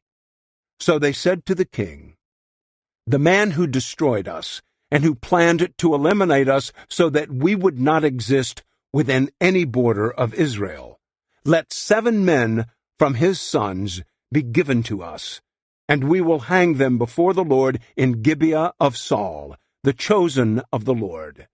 And the king said, "I will give them." But the king spared Mephibosheth, the son of Jonathan, the son of Saul, because of the oath of the Lord which was between them, between David and Saul's son Jonathan. So the king took the 2 sons of Rizpah, the daughter of Aiah, Armoni and Mephibosheth, whom she had borne to Saul, and the 5 sons of Merab, the daughter of Saul, whom she had borne to Adriel, the son of Barzillai, the Maholathite. Then he handed them over to the Gibeonites, and they hanged them on the mountain before the Lord, so that the 7 of them fell together, and they were put to death in the first days of harvest at the beginning of barley harvest. And Rizpah the daughter of Aiah took sackcloth and spread it out for herself on the rock, from the beginning of harvest until it rained on them from the sky. And she allowed neither the birds of the sky to rest on them by day, nor the wild animals by night. When it was reported to David what Rizpah, the daughter of Aiah, the concubine of Saul, had done, then David went and took the bones of Saul and the bones of his son Jonathan from the citizens of Jabesh-Gilead, who had stolen them from the public square of Bethshan, where the Philistines had hanged them on the day the Philistines struck and killed Saul in Gilboa. He brought up from there the bones of Saul and the bones of his son Jonathan, and they gathered the bones of those who had been hanged. Then they buried the bones of Saul and his son Jonathan in the country of Benjamin in Zelah, in the grave of his father Kish. So they did everything that the king commanded, and after that God responded to prayer for the land. Now when the Philistines were at war with Israel again, David went down, and his servants with him. And when they fought against the Philistines, David became weary. Then Ishbi-Benob, who was among the descendants of the giant, the weight of whose spear was 300 shekels of bronze in weight, had strapped on a new sword, and he intended to kill David. But Abishai the son of Zeruiah helped him, and struck the Philistine and killed him. Then David's men swore to him, saying, "You shall not go out again with us to battle, so that you do not extinguish the lamp of Israel." Now it came about after this that there was war again with the Philistines at Gob. Then Sibbecai the Hushathite struck and killed Saph, who was among the descendants of the giant. And there was war with the Philistines again at Gob. And Elhanan, the son of Jaare-Oregim, the Bethlehemite, killed Goliath the Gittite, the shaft of whose spear was like a weaver's beam. And there was war at Gath again, where there was a man of great stature who had 6 fingers on each hand and 6 toes on each foot, 24 in number. And he also had been born to the giant. When he defied Israel, Jonathan, the son of Shimei, David's brother, struck and killed him. These 4 were born to the giant at Gath, and they fell by the hand of David and by the hand of his servants. Chapter 22. Now David spoke the words of this song to the Lord on the day that the Lord had saved him from the hand of all his enemies and from the hand of Saul. He said, "The Lord is my rock and my fortress and my deliverer, my God, my rock in whom I take refuge, my shield and the horn of my salvation, my stronghold and my refuge. My Savior, you save me from violence. I call upon the Lord, who is worthy to be praised, and I am saved from my enemies. For the waves of death encompassed me. The floods of destruction terrified me. The ropes of Sheol surrounded me. The snares of death confronted me. In my distress, I called upon the Lord. Yes, I called out to my God. And from his temple he heard my voice, and my cry for help came into his ears. Then the earth shook and quaked. The foundations of heaven were trembling and were shaken, because he was angry. Smoke went up out of his nostrils, and fire from his mouth was devouring. Coals were kindled by it. He also bowed the heavens down low, and came down with thick darkness under his feet. He rode on a cherub and flew. He appeared on the wings of the wind. He made darkness canopies around him, a mass of waters, thick clouds of the sky. From the brightness before him, coals of fire were kindled. The Lord thundered from heaven, and the Most High uttered his voice. And he shot arrows and scattered them, lightning and routed them. Then the channels of the sea appeared. The foundations of the world were exposed. By the rebuke of the Lord, from the blast of the breath of his nostrils. He sent from on high. He took me. He drew me out of many waters. He rescued me from my strong enemy, from those who hated me, for they were too strong for me.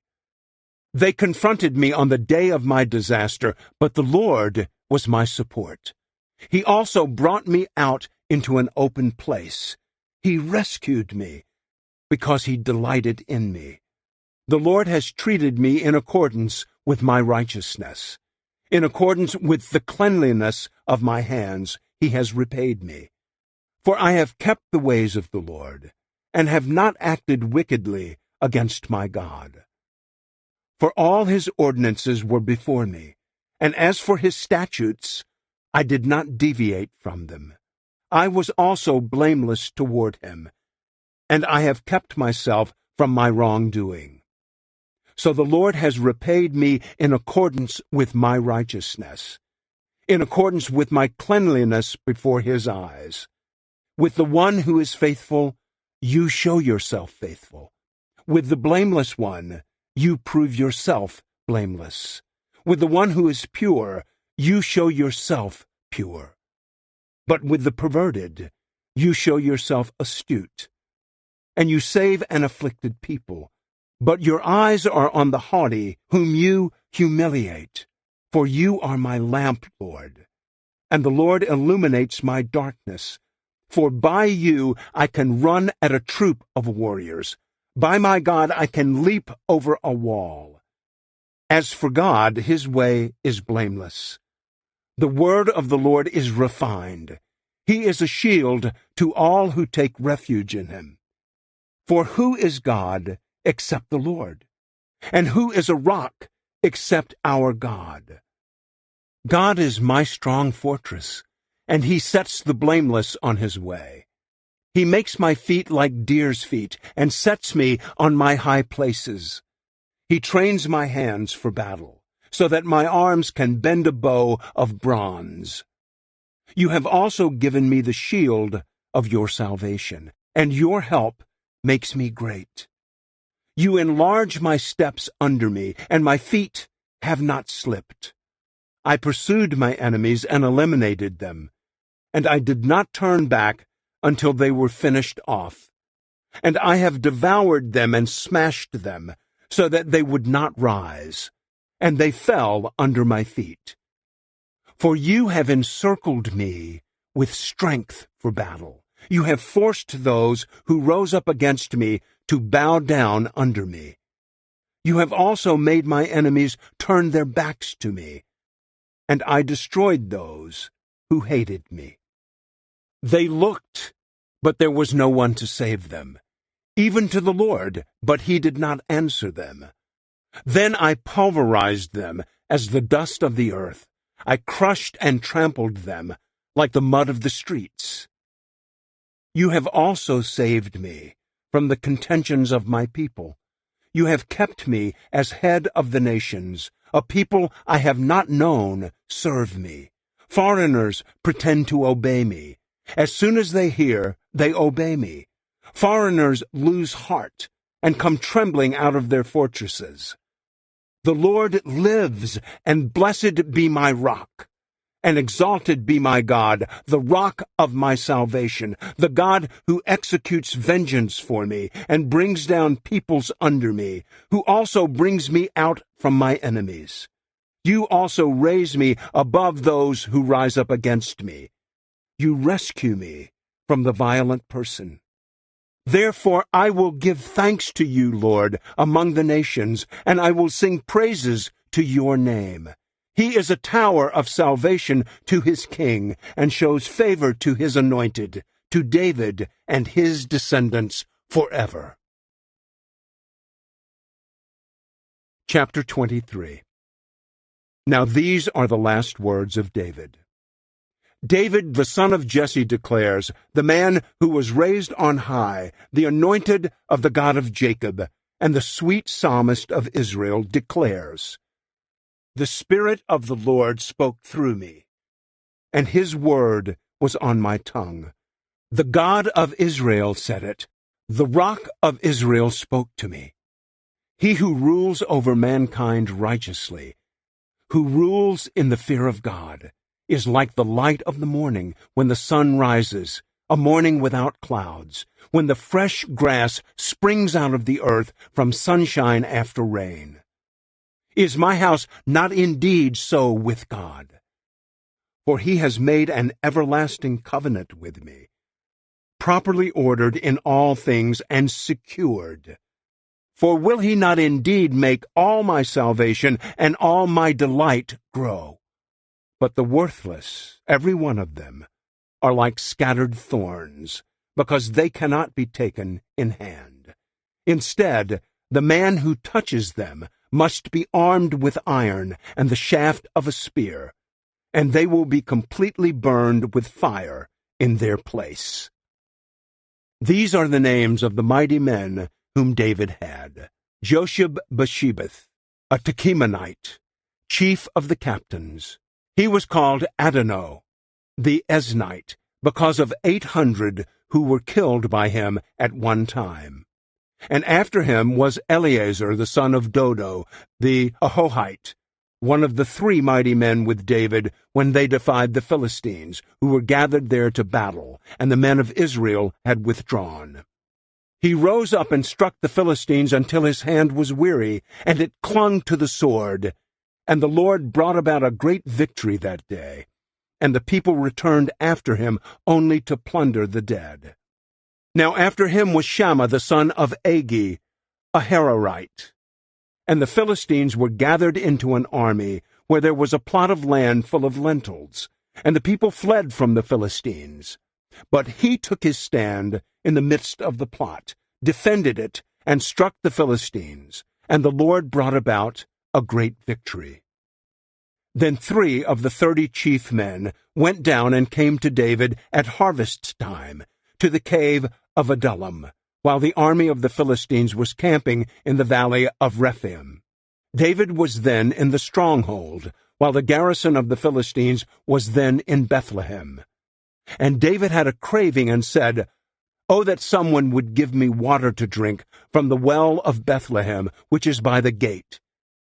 So the 3 mighty men forced their way into the camp of the Philistines and drew water from the well of Bethlehem, which was by the gate, and carried it and brought it to David. Yet he would not drink it, but poured it out as an offering to the Lord. And he said, "Far be it from me, Lord, that I would do this. Should I drink the blood of the men who went at the risk of their lives?" So he would not drink it. These things the 3 mighty men did. Now Abishai, the brother of Joab, the son of Zeruiah, was chief of the 30. And he swung his spear against 300 and killed them, and had a name as well as the 3. He was the most honored among the 30, so he became their commander. However, he did not attain to the reputation of the 3. Then Benaiah, the son of Jehoiada, the son of a valiant man of Kabzeel, who had done great deeds, killed the 2 sons of Ariel of Moab. He also went down and killed a lion in the middle of a pit on a snowy day. And he killed an Egyptian, an impressive man. Now the Egyptian had a spear in his hand, but he went down to him with a club and snatched the spear from the Egyptian's hand and killed him with his own spear. These things Benaiah, the son of Jehoiada, did, and had a name as well as the 3 mighty men. He was honored among the 30, but he did not attain the reputation of the 3, and David appointed him over his bodyguard.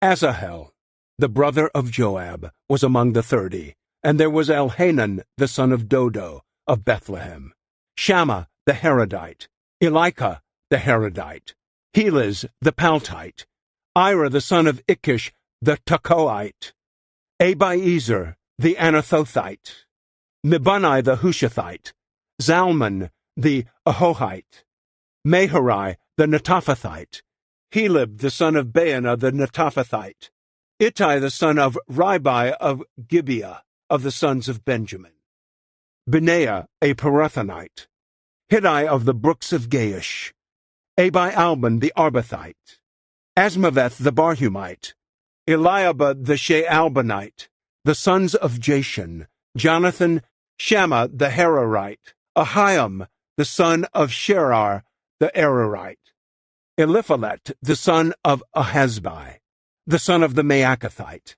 Eliam the son of Ahithophel the Gilonite, Hezro the Carmelite, Pearai the Arbite, Igal the son of Nathan of Zobah, Bani the Gadite, Zelik the Ammonite, Naharai the Beerothite, armor-bearers of Joab the son of Zeruiah, Ira the Ithrite, Garib the Ithrite, and Uriah the Hittite, 37 in all. Chapter 24. Now the anger of the Lord burned against Israel again, and he incited David against them to say, Go, count Israel and Judah. So the king said to Joab, the commander of the army who was with him, Roam about now through all the tribes of Israel, from Dan to Beersheba, and conduct a census of the people, so that I may know the number of the people. But Joab said to the king, May the Lord your God add to the people 100 times as many as they are, while the eyes of my lord the king can still see. But why does my lord the king delight in this thing? Nevertheless, the king's order prevailed against Joab and against the commanders of the army. So Joab and the commanders of the army left the presence of the king to conduct a census of the people of Israel. They crossed the Jordan and camped in Aroer, on the right side of the city that is in the middle of the valley of Gad, and toward Jazer. Then they came to Gilead and to the land of Tatim-Hodshai, and they came to Dan-Jaan and around to Sidon. Then they came to the fortress of Tyre, and to all the cities of the Hivites and of the Canaanites, and they went out to the south of Judah to Beersheba. So when they had roamed about through the whole land, they came to Jerusalem at the end of 9 months and 20 days. And Joab gave the number of the census of the people to the king. In Israel there were 800,000 valiant men who drew the sword, and the men of Judah were 500,000 men. Now David's heart troubled him after he had counted the people. So David said to the Lord, I have sinned greatly in what I have done. But now, Lord, please overlook the guilt of your servant, for I have acted very foolishly. When David got up in the morning, the word of the Lord came to Gad the prophet, David's seer, saying, "Go and speak to David. This is what the Lord says. I am imposing upon you 3 choices. Choose for yourself one of them, and I will do it to you." So Gad came to David and told him, and said to him, "Shall 7 years of famine come to you in your land? Or will you flee for 3 months before your enemies while they pursue you? Or shall there be 3 days of plague in your land? Now consider and see what answer I shall return to him who sent me." Then David said to Gad, "I am in great distress. Let us now fall into the hand of the Lord, for his mercies are great. But do not let me fall into human hands." So the Lord sent a plague upon Israel from the morning until the appointed time, and 70,000 men of the people from Dan to Beersheba died. When the angel extended his hand toward Jerusalem to destroy it, the Lord relented of the disaster and said to the angel who destroyed the people, "It is enough. Now drop your hand." And the angel of the Lord was by the threshing floor of Araunah the Jebusite. Then David spoke to the Lord when he saw the angel who was striking down the people, and said, "Behold, it is I who have sinned, and it is I who have done wrong. But these sheep, what have they done? Please let your hand be against me and against my father's house." So Gad came to David that day and said to him, "Go up, erect an altar to the Lord on the threshing floor of Araunah the Jebusite." Then David went up in accordance with the word of Gad, just as the Lord had commanded. And Araunah looked down and saw the king and his servants crossing over toward him. So Araunah went out and bowed his face to the ground before the king. Then Araunah said, "Why has my lord the king come to his servant?" And David said, "To buy the threshing floor from you, in order to build an altar to the Lord, so that the plague may be withdrawn from the people." Araunah then said to David, "Let my lord the king take and offer up what is good in his sight. Look, here are the oxen for the burnt offering, the threshing sledges, and the yokes of the oxen for the wood. Everything, O king, Araunah gives to the king." And Araunah said to the king, "May the Lord your God be favorable to you." However, the king said to Araunah, "No, but I will certainly buy it from you for a price, for I will not offer burnt offerings to the Lord my God that cost me nothing." So David bought the threshing floor and the oxen for 50 shekels of silver. Then David built there an altar to the Lord, and he offered burnt offerings and peace offerings. And the Lord responded to prayer for the land, and the plague was withdrawn from Israel.